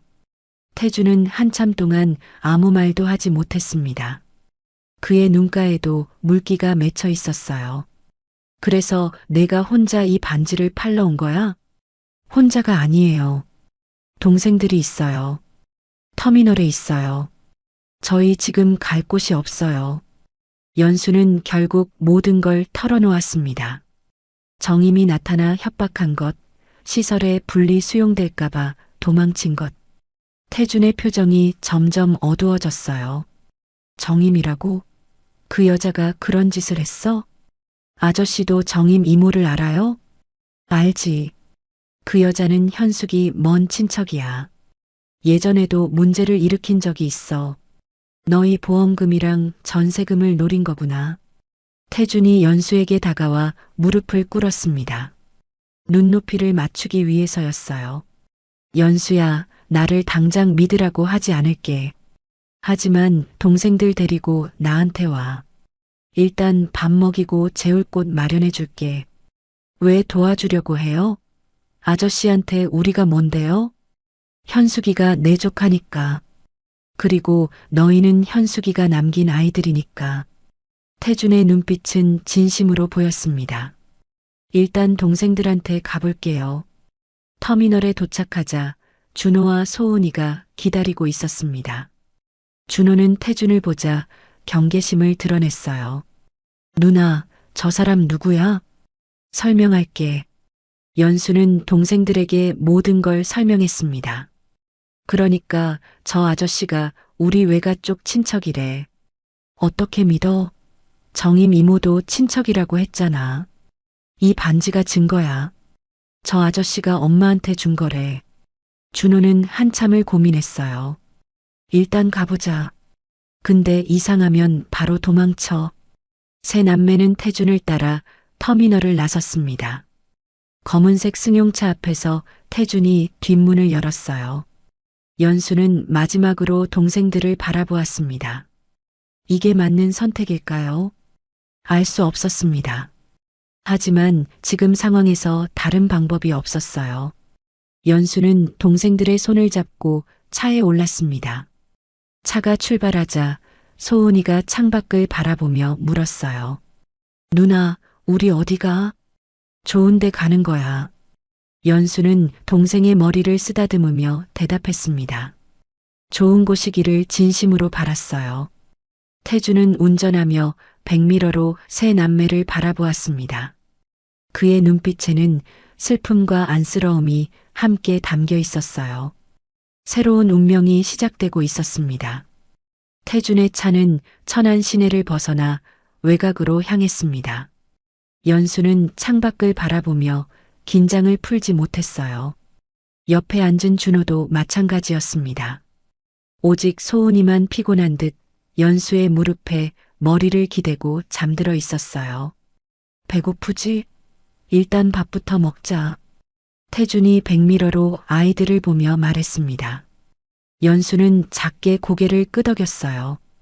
차는 한적한 도로변의 식당 앞에 멈췄습니다. 시골 느낌이 나는 작은 한식당이었어요. 태준은 아이들을 데리고 안으로 들어갔습니다. 여기 뭐가 맛있어요? 다 맛있어. 너희가 먹고 싶은 거 시켜. 연수는 메뉴판을 보며 망설였습니다. 가격이 만만치 않았거든요.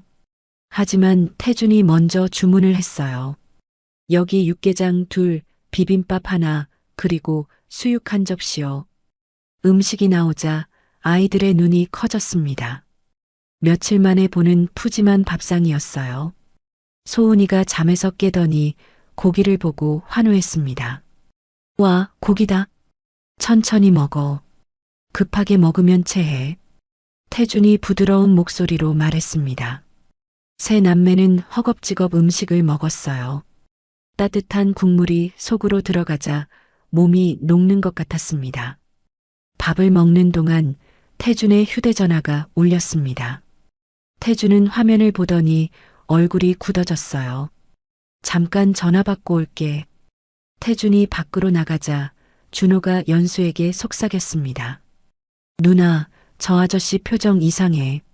무슨 일 있는 것 같아. 나도 봤어. 연수도 불안했습니다. 태준이 밖에서 전화하는 모습이 유리창 너머로 보였어요. 표정이 점점 험악해지고 있었습니다. 잠시 후 태준이 다시 들어왔습니다. 하지만 아까와는 분위기가 완전히 달랐어요. 밥 다 먹으면 빨리 나가자. 왜요? 무슨 일 있어요? 정임이가 너희를 찾고 있어. 실종 신고를 냈대. 연수의 심장이 쿵 내려앉았습니다. 실종 신고요? 응. 경찰이 너희를 찾고 있어. 터미널이랑 주변 모텔에 수배가 내려갔대. 준호가 벌떡 일어났습니다. 그럼 우리 잡히는 거야? 아직은 아니야. 근데 빨리 움직여야 해. 세 남매는 서둘러 식당을 나왔습니다. 차에 타자마자 태준이 시동을 걸었어요. 차는 빠르게 도로로 빠져나갔습니다. 어디로 가요? 연수가 물었습니다. 일단 서울로 가자. 거기서 상황을 정리해야 해. 차가 고속도로에 진입했을 때 뒤에서 경찰차 사이렌 소리가 들렸습니다. 연수의 얼굴이 하얗게 질렸어요. 아저씨, 저거. 알아. 진정해. 태주는 침착하게 차선을 바꿨습니다. 경찰차는 그들 옆을 스쳐 지나갔어요. 다른 차를 쫓는 것 같았습니다. 연수는 그제야 숨을 내쉬었습니다. 심장이 터질 것 같았어요. 누나, 무서워. 소은이가 연수의 팔을 꼭 잡았습니다. 연수는 동생을 안으며 말했어요. 괜찮아. 누나가 있잖아. 하지만 연수도 무서웠습니다. 정임이 경찰까지 동원했다는 건 이제 단순히 도망가는 것만으로는 안 된다는 뜻이었어요. 태준 아저씨, 경찰이 저희를 찾으면 어떻게 돼요? 보호자가 없으니까 일단 보호시설로 갈 거야. 시설이요? 그럼 우리 헤어지는 거예요? 정임이가 후견인 신청을 했대. 경찰이 너희를 찾으면 정임이한테 넘길 수도 있어. 연수는 주먹을 꽉 쥐었습니다. 그것만은 절대 안 됐어요.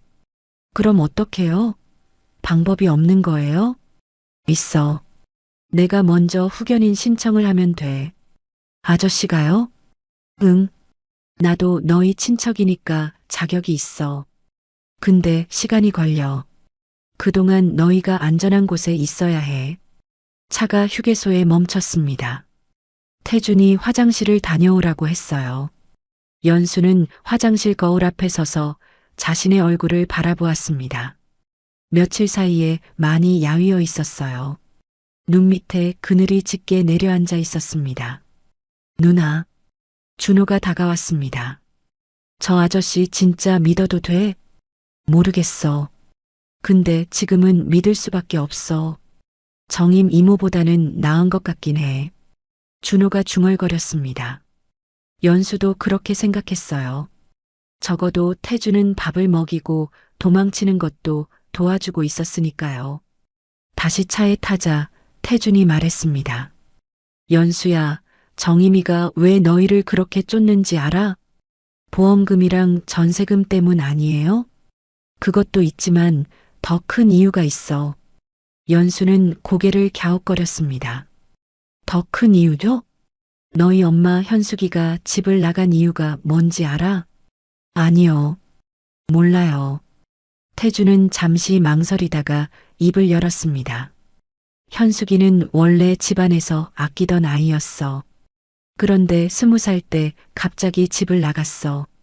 그 이유가 뭔지 아무도 몰랐지. 왜요? 왜 나간 거예요? 그건 나도 몰라. 하지만 한 가지 확실한 건 현숙이가 나가면서 뭔가를 가져갔다는 거야. 뭐려? 그게 뭔지는 나도 몰라. 근데 정희미는 알고 있는 것 같아. 연수는 머릿속이 복잡해졌습니다. 어머니가 뭔가를 가져갔다고요. 그게 뭘까요? 혹시 그 은반지가 그거예요? 아니, 반지는 내가 현숙이한테 준 거야. 다른 거야. 차가 서울 외곽에 도착했을 때 해가 지고 있었습니다. 태주는 한 아파트 단지 앞에 차를 세웠어요. 여기서 며칠 지내? 내 지인 집인데 비어 있어. 아저씨는요? 나는 정임이 문제를 처리하러 가야 해. 후견인 신청도 해야 하고. 태준이 연수에게 열쇠와 봉투를 건넸습니다. 봉투 안에는 현금이 들어 있었어요. 당분간 쓸 돈이야. 밖에 나가지 말고 조용히 있어. 알겠지? 연수는 고개를 끄덕였습니다. 고마워요, 아저씨. 고맙긴. 현숙이 대신 너희 지키는 거야. 태준의 눈가에 물기가 맺혔습니다. 그는 재빨리 고개를 돌리고 차에 올랐어요. 세 남매는 낯선 아파트 앞에 서서 떠나는 차를 바라보았습니다. 연수는 동생들의 손을 꼭 잡았어요. 가자. 일단 들어가서 쉬자. 하지만 연수의 마음은 편치 않았습니다. 정임이 경찰까지 동원해서 찾고 있다는 것, 어머니가 집을 나가면서 뭔가를 가져갔다는 것, 모든 게 수상했어요. 어머니는 대체 무슨 비밀을 숨기고 계셨던 걸까요? 태준이 떠난 후 세 남매는 낯선 아파트에서 이틀을 보냈습니다. 25평짜리 작은 아파트였지만 터미널 벤치에서 잠을 자던 것에 비하면 천국이나 다름없었어요. 따뜻한 물로 샤워도 하고 푹신한 이불에서 잠도 잘 수 있었습니다. 하지만 연수의 마음은 편치 않았어요. 태준이 말한 것들이 계속 머릿속을 맴돌았거든요. 어머니가 집을 나가면서 뭔가를 가져갔다. 정임이 그걸 알고 있다. 대체 뭘 가져간 걸까요? 사흘째 되던 날 저녁, 연수는 어머니의 가방을 다시 뒤지기 시작했습니다. 도망칠 때 챙겨온 가방 속에는 통장, 도장, 보험증서, 그리고 낡은 나무 상자가 있었어요. 나무 상자를 열었습니다. 안에는 오래된 사진 몇 장이 들어 있었어요. 연수는 사진들을 다시 꺼내 보았습니다. 그때 처음으로 이상한 점을 발견했어요. 사진이 한 장 더 있었습니다. 어머니가 아기를 안고 있는 사진이었어요. 뒷면에는 이렇게 적혀 있었습니다. 2005년 봄, 연수 100일. 연수는 사진을 가만히 바라보았습니다. 어머니의 얼굴이 환하게 웃고 있었어요. 하지만 배경이 이상했습니다. 지금까지 살았던 집이 아니었거든요. 아주 넓고 고급스러운 거실이 보였어요. 이게 어디지? 연수가 중얼거렸습니다. 그때 준호가 다가왔어요. 누나, 뭐 봐? 이 사진 좀 봐. 이 집 어디인 것 같아? 준호가 사진을 들여다보았습니다. 우와, 진짜 넓다. 우리 집 아니잖아. 그러니까. 엄마가 예전에 여기서 살았나? 준호가 사진 한쪽을 가리켰습니다. 거실벽에 걸린 큰 그림 아래 작은 금고가 보였어요. 금고가 있네. 그리고 저기 봐. 그림 옆에 뭐가 써 있어.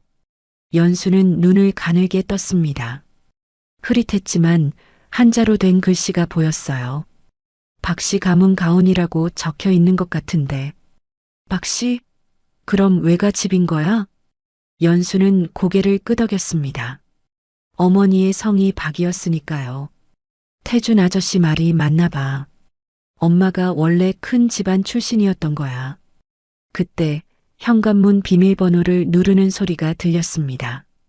연수와 준호는 순간 긴장했어요. 문이 열리자 태준이 들어왔습니다. 하지만 표정이 심상치 않았어요. 연수야, 짐 싸. 지금 당장 나가야 해. 왜요? 무슨 일이에요? 정희미가 이 주소를 알아냈어. 곧 올 거야. 연수의 심장이 쿵쿵 뛰기 시작했습니다. 세 남매는 허겁지겁 짐을 챙겼습니다. 연수는 어머니의 가방과 나무 상자를 꼭 안았어요. 아파트를 나서자 태준이 주차장으로 안내했습니다. 하지만 차가 있던 자리에 차가 없었어요. 이런, 차를 가져갔네. 누가요? 정임이 쪽 사람들이야. 일부러 막으려고 한 거지. 태준의 얼굴이 굳어졌습니다. 일단 걸어서 나가자. 큰 길로 나가면 택시를 잡을 수 있어. 세 남매는 태준을 따라 아파트 단지를 빠져나왔습니다. 밤이었지만 가로등 불빛이 길을 밝히고 있었어요. 골목을 돌아가던 그때 앞쪽에서 헤드라이트 불빛이 번쩍거렸습니다. 검은색 차량 한 대가 골목 입구를 막고 서 있었어요. 저쪽으로. 태준이 방향을 바꿨습니다. 하지만 반대쪽에서도 차가 들어오고 있었어요. 아저씨, 우리 둘러싸인 거예요? 연수의 목소리가 떨렸습니다. 걱정 마. 저 담 넘어. 빨리. 준호가 먼저 담을 넘었습니다. 연수가 소은이를 안아 올려 준호에게 건네주었어요. 연수도 담을 넘으려는 순간 뒤에서 누군가 연수의 팔을 잡았습니다. 잡았다. 덩치 큰 남자가 서 있었어요. 나요. 연수가 발버둥 쳤지만 남자의 손아귀 힘이 너무 셌습니다. 그때 태준이 남자에게 달려들었습니다. 빨리 도망쳐. 큰 길로 나가. 연수는 그 틈에 팔을 빼내고 담을 넘었어요. 동생들의 손을 잡고 공원을 가로질러 뛰었습니다. 누나 힘들어. 소은이가 헐떡거렸습니다. 연수는 소은이를 업었어요. 어깨가 끊어질 것 같았지만 멈출 수 없었습니다. 공원을 빠져나오자 큰 길이 보였습니다. 택시가 지나가고 있었어요. 택시. 다행히 택시가 멈췄어요. 세 남매가 올라탔습니다. 아저씨, 어디든 좋으니까 빨리 가주세요. 택시가 출발했습니다. 뒤를 돌아보니 골목에서 사람들이 뛰어나오는 게 보였어요. 하지만 택시는 이미 멀리 달아나고 있었습니다. 연수는 그제야 숨을 돌렸습니다. 옆에서 소은이가 울음을 터뜨렸어요. 무서워. 나 무서워. 괜찮아. 이제 괜찮아. 준호가 창밖을 바라보며 말했습니다. 누나, 태준 아저씨는? 연수는 대답하지 못했습니다. 아저씨가 잡혔을 수도 있었어요. 일단 안전한 곳으로 가자. 하지만 이제 안전한 곳이 어디인지 알 수 없었습니다. 태준도 없고 갈 곳도 없었어요. 연수는 가방을 꼭 안았습니다. 어머니의 사진과 나무 상자가 들어 있었어요. 택시기사가 백미러로 세 남매를 힐끗 보았습니다. 학생들, 무슨 일 있어요? 경찰 부를까요? 아니에요. 괜찮아요. 연수는 재빨리 대답했습니다. 경찰을 부르면 오히려 정임에게 넘겨질 수도 있었어요. 그냥 천천히 가주세요. 가다가 내릴 곳 말씀드릴게요. 택시는 서울 시내를 달렸습니다. 연수는 창밖을 바라보며 생각했어요. 이제 어디로 가야 할까요? 태준 아저씨도 없고 돈도 얼마 남지 않았습니다. 그때 문득 한 곳이 떠올랐습니다. 천안에서 만났던 국밥집 할머니. 그분만이라면 하룻밤 정도는 재워줄지도 몰랐어요. 하지만 천안까지 가려면 택시비가 너무 많이 들었습니다. 연수는 고민 끝에 터미널로 가기로 했어요. 아저씨, 서울역 터미널로 가주세요. 어머니가 숨긴 비밀, 그것이 무엇인지 알아내야 했습니다. 그래야 이 상황을 끝낼 수 있을 것 같았어요. 연수는 품에 안은 가방을 더욱 꼭 껴안았습니다.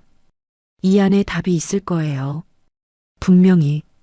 서울역 터미널에 도착했을 때는 이미 밤 10시가 넘어 있었습니다. 연수는 택시비를 내고 남은 돈을 세어보았어요. 14,000원. 이 돈으로 천안까지 가려면 버스표를 사야 했고 그러면 남는 돈이 거의 없었습니다. 누나, 배고파? 소은이가 연수의 치마를 잡아당겼습니다. 연수는 가슴이 아팠어요. 저녁도 제대로 못 먹였거든요. 조금만 참아. 버스 타면 뭐 사줄게. 세 남매는 터미널 매표소로 향했습니다. 하지만 천안행 막차는 이미 끊긴 뒤였어요. 다음 차는 내일 아침 6시예요. 또다시 터미널에서 밤을 새야 했습니다. 세 남매는 대합실 구석 벤치에 자리를 잡았어요. 소은이는 피곤한지 연수의 무릎에 머리를 대고 금세 잠이 들었습니다. 누나, 이제 어떡해? 준호가 낮은 목소리로 물었습니다. 일단 내일 천안 가자. 그 국밥집 할머니한테 부탁해 볼게. 연수는 가방에서 어머니의 사진을 꺼냈습니다. 외가 집으로 추정되는 그 사진. 금고와 박씨 가문 가운이 보이는 사진이었어요. 준호야, 이 사진 다시 봐. 뭔가 이상한 거 없어? 준호가 사진을 받아들었습니다. 한참을 들여다보더니 고개를 갸웃거렸어요. 그림 밑에 뭔가 더 있는 것 같은데. 글씨 같기도 하고 정말로 금고 옆에 작은 메모 같은 게 붙어 있었어요. 너무 흐릿해서 읽을 수는 없었지만요. 그때 터미널 입구 쪽에서 웅성거리는 소리가 들렸습니다. 연수가 고개를 들자 몇 명의 사람들이 들어오고 있었어요. 정장을 입은 남자들과 함께 백발의 노인 한 명이 보였습니다. 노인은 지팡이를 짚고 천천히 걸어왔습니다. 팔수는 넘어 보이는 나이였어요. 하지만 눈빛은 날카롭고 또렷했습니다. 연수는 본능적으로 몸을 움츠렸습니다. 정임이 보낸 사람들일 수도 있었거든요. 하지만 노인은 연수를 향해 곧장 걸어왔습니다. 그리고 벤치 앞에 멈춰 섰어요. 내가 현숙이 딸이냐? 노인의 목소리는 낮고 무거웠습니다. 누구세요? 내 질문에 먼저 대답해라. 내 엄마 이름이 박현숙이 맞느냐? 연수는 심장이 쿵쿵 뛰는 것을 느꼈어요. 왜 그걸 물어요? 태준이한테 연락이 왔다. 내가 내 손녀라고. 손녀. 연수의 눈이 커졌습니다. 손녀요? 그럼 할아버지가. 나는 박종원이다. 현숙이 아버지, 그러니까 내 외할아버지야. 연수는 숨이 막히는 것 같았습니다. 외할아버지라고요. 어머니는 할아버지가 일찍 돌아가셨다고 했었는데 엄마가 할아버지 돌아가셨다고 했어요. 그래, 현숙이는 그렇게 생각했을 거다. 20년 전에 의절했으니까. 종원의 얼굴에 복잡한 감정이 스쳤습니다. 슬픔과 후회가 뒤섞인 표정이었어요. 의절이요? 왜요? 복잡한 사정이 있었다. 지금 여기서 다 말할 순 없어. 종원이 연수 옆에 앉았습니다. 연수를 똑바로 바라보았어요. 현숙이는 지금 어디 있느냐? 연수의 눈에 눈물이 맺혔습니다. 엄마는 보름 전에 돌아가셨어요. 종원의 얼굴이 굳어졌습니다. 지팡이를 쥔 손이 파르르 떨렸어요. 뭐라고? 병원비가 없어서 치료를 제대로 못 받으셨어요. 종원은 한참 동안 말을 잇지 못했습니다. 그의 눈가에도 물기가 맺혀 있었어요. 내가 찾았어야 했는데, 진작에 찾았어야 했어. 잠시 침묵이 흐른 후 종원이 다시 입을 열었습니다. 정임이가 너희를 쫓고 있다고 들었다. 네. 저희 보험금이랑 전세금 때문에요. 그것만이 아니야. 현숙이가 집을 나갈 때 가져간 게 있어. 정임이는 그걸 찾고 있는 거야. 연수는 가슴이 두근거렸어요. 그게 뭔데요? 가문의 비밀이야. 현숙이만 알고 있던 것. 종원이 연수의 가방을 가리켰습니다. 거기 사진이 있느냐? 연수는 사진들을 꺼냈습니다. 종원은 외가 집 사진을 보는 순간 표정이 변했어요. 이건 금고랑 뭔가 글씨가 보여요. 근데 너무 흐려서 종원이 사진을 빛에 비춰보았습니다. 그의 눈이 점점 커졌어요. 찾았다. 현숙이가 숨긴 것. 이 사진에 힌트가 있었어. 그때 소은이가 눈을 떴습니다. 낯선 노인을 보고 깜짝 놀라 연수에게 매달렸어요. 누나, 저 할아버지 누구야? 소은아, 괜찮아. 우리 외할아버지래. 종호는 소은이를 바라보며 희미하게 미소 지었어요. 현숙이 어릴 때랑 똑같이 생겼네. 그 순간 터미널 입구에서 소란이 일어났습니다. 경찰들이 들어오고 있었어요. 저기 있다? 누군가 소리쳤습니다. 정임이었어요. 경찰들과 함께 터미널 안으로 뛰어들어오고 있었습니다. 종원이 벌떡 일어났습니다. 전현이 결국 왔군. 연수는 소은이를 안고 일어섰습니다. 심장이 터질 것 같았어요. 할아버지, 어떡해요? 걱정 마라. 내가 막아줄 테니까. 종원이 지팡이를 들고 정임 쪽으로 걸어갔습니다. 함께 온 사람들이 그의 뒤를 따랐어요. 연수는 동생들을 꼭 안았습니다. 드디어 진실이 밝혀지려 하고 있었어요. 정임이 경찰들과 함께 다가왔습니다. 하지만 종원이 앞을 막아섰어요. 박종원 회장님? 경찰 중 한 명이 놀란 목소리로 말했습니다. 종원의 이름을 아는 것 같았어요. 이 아이들은 내 손녀, 손자다. 누구 허락받고 쫓아다니는 거냐? 정임의 얼굴이 하얗게 질렸습니다. 아, 아버님. 오해예요. 저는 그냥 닥쳐라. 내가 무슨 짓을 했는지 다 알고 있어. 종원의 목소리가 터미널에 울려 퍼졌습니다. 주변 사람들이 모두 그쪽을 바라보았어요. 연수는 그 광경을 지켜보며 생각했습니다. 어머니가 숨긴 비밀, 정임이 쫓는 이유, 모든 것이 곧 밝혀질 것 같았어요. 하지만 동시에 두려움도 밀려왔습니다. 그 비밀이 무엇이든 연수의 삶을 완전히 바꿔놓을 것 같았거든요. 터미널에서의 대치는 오래가지 않았습니다. 종원이 경찰에게 신분증을 보여주자 상황이 급변했어요. 박종원. 그 이름 석자가 가진 무게는 연수가 상상했던 것 이상이었습니다. 실종 신고는 취소하겠습니다. 이 아이들은 제 친손녀, 친손자입니다. 하지만 오정임 씨가 후견인 신청을. 그건 무효야. 내가 직계 혈족이니까. 정임의 얼굴이 새파랗게 질렸습니다. 입술을 파르르 떨며 무언가 말하려 했지만 종원의 차가운 눈빛에 입을 다물었어요. 아버님, 오해예요. 저는 그냥 아이들이 걱정돼서. 걱정? 내가? 현숙이한테 200만 원 빌려놓고 갚지도 않은 내가? 이 아이들 보험금이랑 전세금 노린 내가? 정임은 더 이상 아무 말도 하지 못했습니다.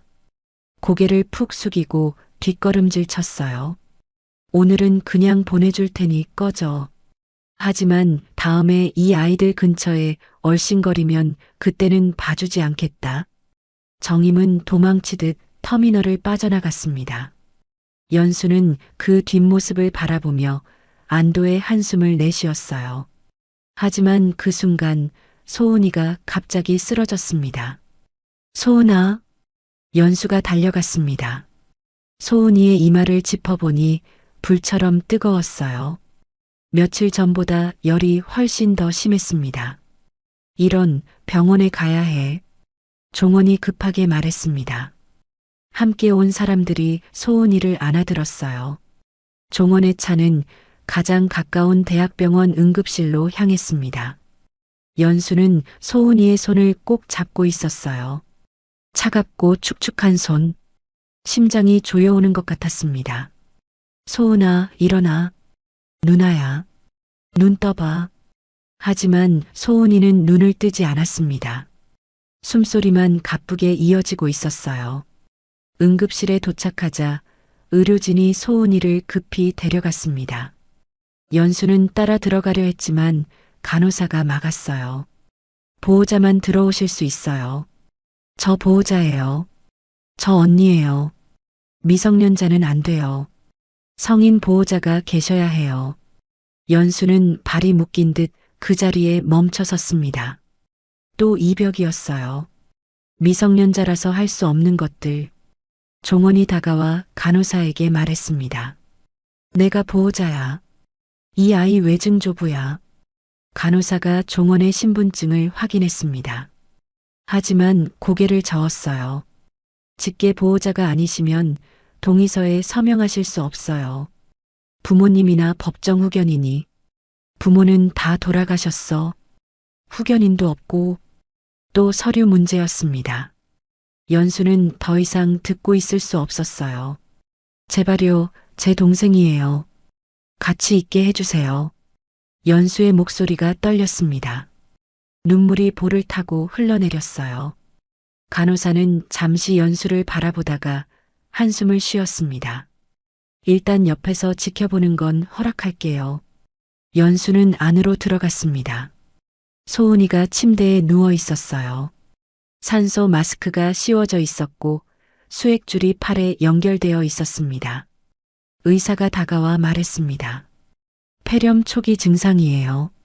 며칠간 제대로 못 먹고 못 자서 면역력이 약해진 것 같아요. 입원이 필요해요. 종원이 비서에게 말했습니다. 태준이한테 연락해. 당장. 잠시 후 비서가 돌아왔습니다. 태준 상무님께서 지금 경찰서에 계시답니다.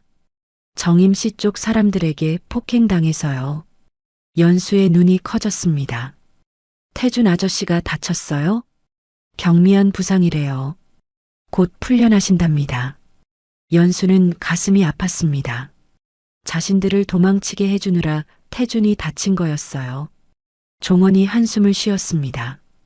일단 내가 임시보호자 신청을 하겠어. 새벽이 되어서야 소은이의 열이 조금 내렸습니다. 연수는 밤새 동생 곁을 지켰어요. 한숨도 자지 못했습니다. 준호가 옆에서 졸다가 눈을 떴어요. 누나, 소은이 괜찮아? 응, 열이 조금 내렸어. 다행이다. 종원이 다가와 말했습니다. 연수야, 서류 준비가 됐어. 내일 법원에 가서 임시 후견인 신청을 할 거야. 그러면 소은이 치료받을 수 있는 거예요? 응. 그리고 정임이 문제도 정리할 거야. 종원이 잠시 말을 멈췄다가 다시 입을 열었습니다. 연수야, 너희 엄마가 가져간 것. 그게 뭔지 이제 말해줄게. 연수는 숨을 죽이고 종원을 바라보았습니다. 그건 우리 가문의 유산 목록이야. 현숙이가 본가에서 도망칠 때 가져간 거지. 유산 목록이요? 응. 그 목록에는 가문의 비밀 금고 위치와 비밀번호가 적혀 있어. 그 금고 안에는 수십억 원 상당의 재산이 들어 있어. 연수는 머리가 어지러웠습니다. 수십억이라니. 그래서 정임이가 그렇게 쫓아다닌 거예요? 응. 정임이는 그 유산을 노리고 있었어. 너희를 통해서 그 목록을 찾으려고 한 거야. 연수는 어머니의 사진을 떠올렸습니다. 그 목록이 사진에 있는 거예요? 아마도. 현숙이가 어딘가에 숨겨놨을 거야. 연수는 가방을 열어 사진을 꺼냈습니다. 이 메모가 그건가요? 종원이 사진을 자세히 들여다보았습니다. 이건 힌트야. 진짜 목록은 다른 곳에 있을 거야. 어머니가 남긴 마지막 수수께끼. 연수는 그것을 풀어야 했습니다. 동생들을 지키기 위해서, 그리고 어머니의 진실을 알기 위해서 창밖으로 동이 트기 시작했습니다. 연수는 잠든 소은이의 얼굴을 바라보았어요. 작고 여린 얼굴. 이 아이를 위해서라도 포기할 수 없었습니다. 엄마, 도와주세요. 제가 찾을 수 있게요. 연수는 마음속으로 어머니에게 빌었습니다. 어딘가에서 어머니가 지켜보고 계실 거라고, 길을 알려주실 거라고 믿었어요. 소은이가 입원한 지 사흘째 되던 날, 연수는 병실에서 어머니의 유품을 다시 정리하고 있었습니다. 소은이는 많이 나아졌어요. 열도 내리고 기침도 줄었습니다. 의사는 며칠 더 지켜보면 퇴원할 수 있을 거라고 했어요. 종호는 약속대로 임시 후견인 신청을 했습니다. 법원에서 심사 중이었고 곧 결과가 나올 거라고 했어요.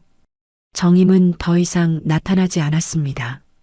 하지만 연수의 마음은 여전히 무거웠어요. 어머니가 숨긴 유산 목록. 그걸 찾지 못하면 모든 게 끝나지 않을 것 같았거든요. 누나, 또 사진 보고 있어? 준호가 옆에 앉으며 물었습니다. 응. 힌트가 여기 있다고 했잖아. 근데 아무리 봐도 모르겠어. 연수는 외가 집 사진을 들여다보았습니다. 금고, 가훈, 그리고 흐릿한 메모.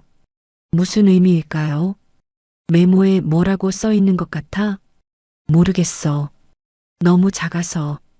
준호가 사진을 가져가 빛에 비춰보았습니다. 한참을 들여다보더니 눈을 동그랗게 떴어요. 누나, 이거 숫자 아니야? 숫자? 응. 여기 봐. 1984. 1984. 1984년인 것 같아. 연수가 다시 사진을 보았습니다. 정말로 희미하게 숫자가 보이는 것 같았어요. 1984면 1984년? 그게 뭔데? 몰라. 근데 숫자가 더 있는 것 같아.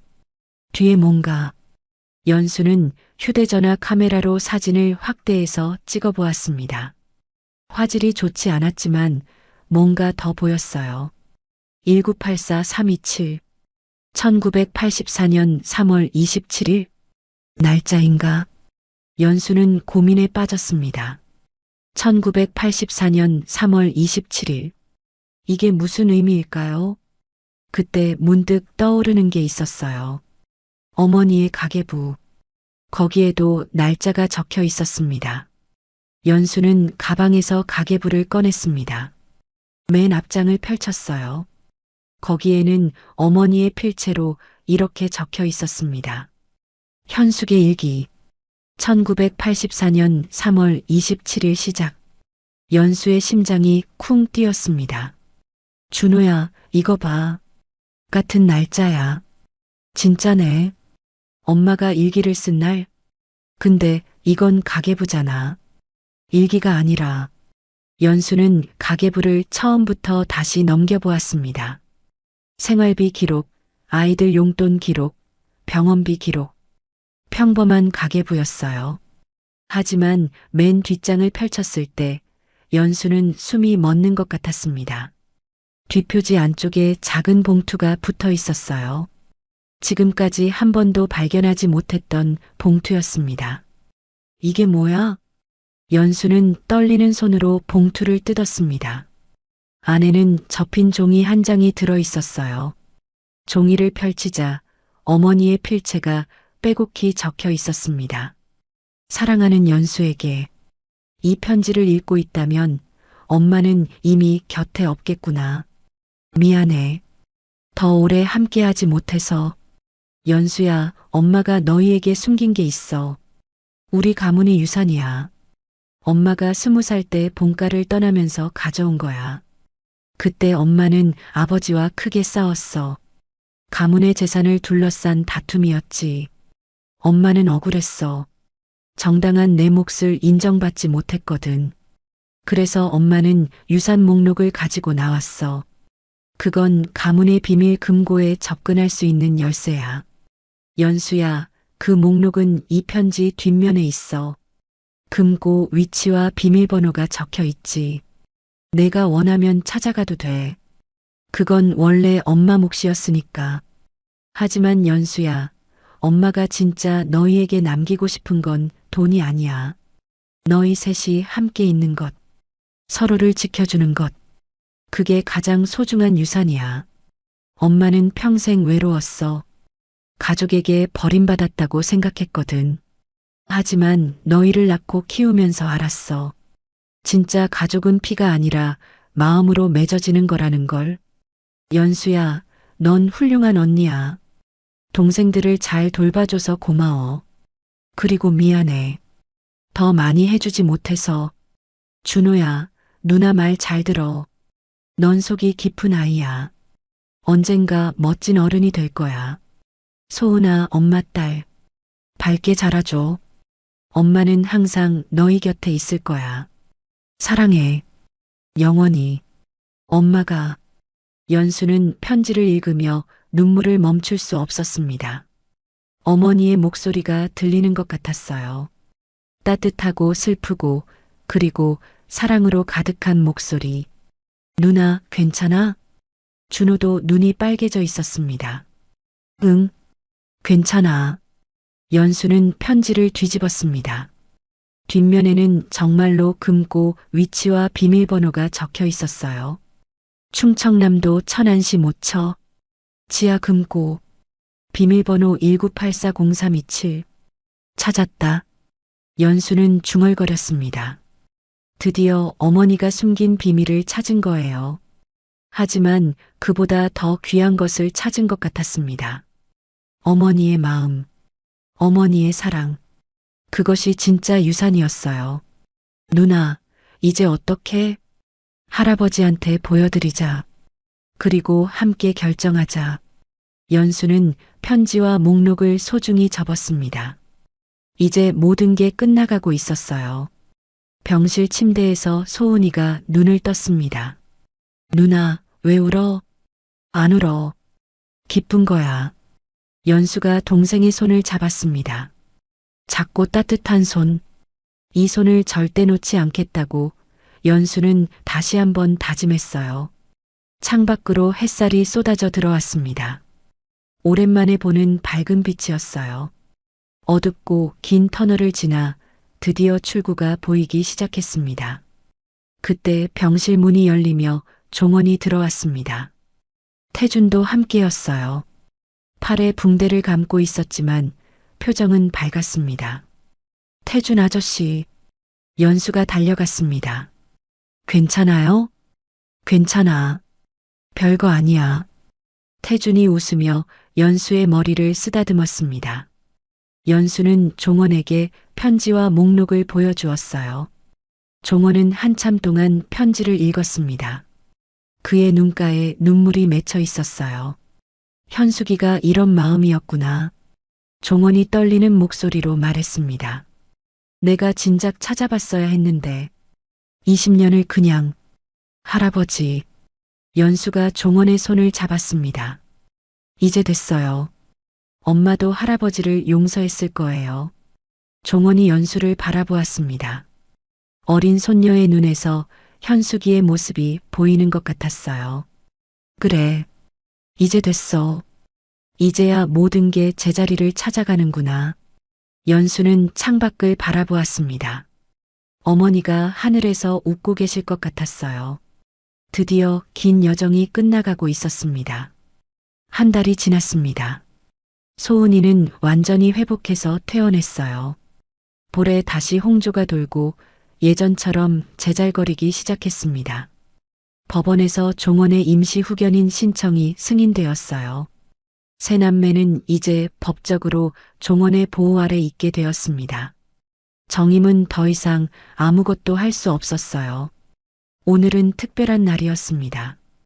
어머니의 마지막 편지에 적힌 금고를 찾아가는 날이었거든요. 종원, 태준, 그리고 세 남매는 함께 천안으로 향했습니다. 차 안에서 연수는 창밖을 바라보았어요. 한 달 전 도망치듯 왔던 그 길을 다시 가고 있었습니다. 하지만 지금은 완전히 다른 기분이었어요. 긴장돼? 태준이 물었습니다. 조금요. 근데 기대도 돼요. 연수가 미소 지었습니다. 진심이었어요. 금고는 천안 외곽의 오래된 건물 지하에 있었습니다. 박씨 가문이 오래전부터 소유하고 있던 곳이었어요. 건물 안으로 들어가자 먼지 냄새가 났습니다. 오랫동안 사람이 다녀가지 않은 것 같았어요. 여기야. 종원이 지하로 내려가는 계단을 가리켰습니다. 계단을 내려가자 작은 방이 나왔어요. 그리고 방 한쪽에 커다란 금고가 서 있었습니다. 연수는 금고 앞에 섰습니다. 심장이 빠르게 뛰었어요. 비밀번호가 뭐라고 했지? 19840327이요. 연수가 천천히 번호를 눌렀습니다. 19840-327. 철컥. 금고 문이 열렸습니다. 안에는 서류 뭉치와 작은 상자들이 들어 있었어요. 종원이 서류를 꺼내 살펴보았습니다. 주식 증서, 부동산 등기 권리증, 예금 증서. 전부 합치면 상당한 금액이야. 연수는 그 말을 듣고도 실감이 나지 않았습니다. 그냥 종이 들릴 뿐인 것 같았어요. 하지만 작은 상자 하나가 눈에 들어왔습니다. 연수는 그 상자를 집어들었어요. 이건 뭐예요?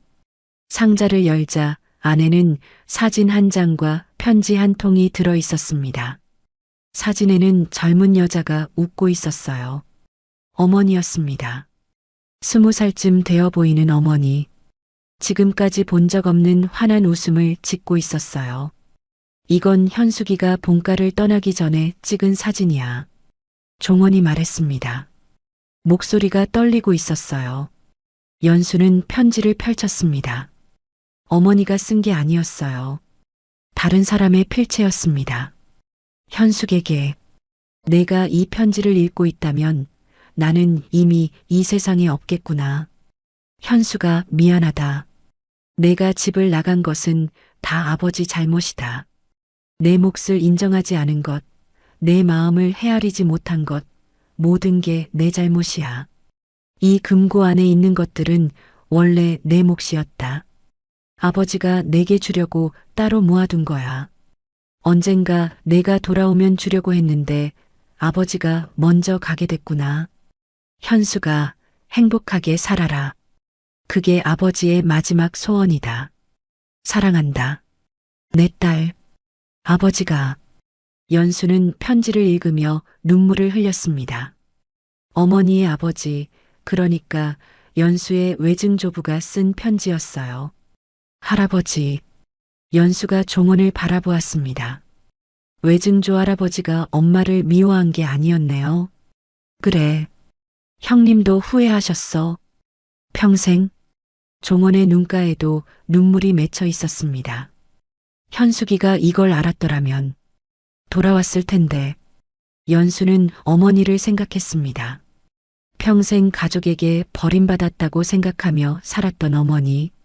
하지만 사실은 그게 아니었어요. 가족은 어머니를 사랑하고 있었습니다. 다만 서로 마음을 전하지 못했을 뿐. 엄마. 연수가 중얼거렸습니다. 엄마 들려요? 외증조 할아버지가 엄마 사랑했대요. 할아버지도요. 바람이 불어왔습니다. 마치 어머니가 대답하는 것 같았어요. 금고를 정리하고 밖으로 나왔을 때 해가 지고 있었습니다. 하늘이 붉게 물들어 있었어요. 연수야. 종원이 연수에게 다가왔습니다. 이 유산은 모두 너희 것이야. 현숙이 몫이니까. 저희요? 응. 할아버지가 관리해 줄 테니까 너희는 걱정 말고 공부해. 나중에 어른이 되면 잘 쓰렴. 연수는 고개를 저었습니다. 할아버지, 저는 돈보다 다른 게 더 필요해요. 다른 거? 가족이요. 할아버지랑 태준 아저씨랑 저희랑 함께 사는 거요. 종원의 눈이 커졌습니다. 그리고 천천히 미소 지었어요. 그래. 그러자. 함께 살자. 소은이가 뛰어와서 종원의 다리를 안았습니다. 할아버지, 우리 이제 같이 살아요? 그래, 같이 살자. 손녀야. 종원이 소은이를 안아 올렸습니다. 팔순 넘은 노인의 팔에서 7살 아이가 환하게 웃고 있었어요. 준호가 연수 옆에 다가왔습니다. 누나, 이제 정말 끝난 거야? 응, 끝났어. 연수는 하늘을 올려다보았습니다. 첫 번째 별이 떠오르고 있었어요. 엄마 고마워요. 저희 잘 살게요. 연수는 마음속으로 어머니에게 인사했습니다. 어머니가 남긴 것은 유산만이 아니었어요. 사랑하는 법, 포기하지 않는 법, 그리고 가족을 지키는 법. 그것이 진짜 유산이었습니다. 세 남매는 새로운 가족과 함께 차에 올랐습니다. 이제 집으로 가는 길이었어요. 진짜 집, 진짜 가족이 기다리는 곳. 연수는 창밖을 바라보며 미소 지었습니다. 어둠이 내리고 있었지만 마음은 그 어느 때보다 밝았어요. 새로운 시작이었습니다. 차가 서울을 향해 달렸습니다. 창밖으로 별들이 하나둘 떠오르고 있었어요. 연수는 옆에 앉은 동생들을 바라보았습니다. 준호는 창밖을 보며 생각에 잠겨 있었고 소은이는 종원의 무릎에서 평화롭게 잠들어 있었어요. 힘들었던 보름이었습니다. 하지만 그 시간이 있었기에 지금의 행복이 더 소중하게 느껴졌어요. 엄마, 저희 행복할게요. 약속해요. 연수는 별빛 가득한 하늘을 향해 속삭였습니다.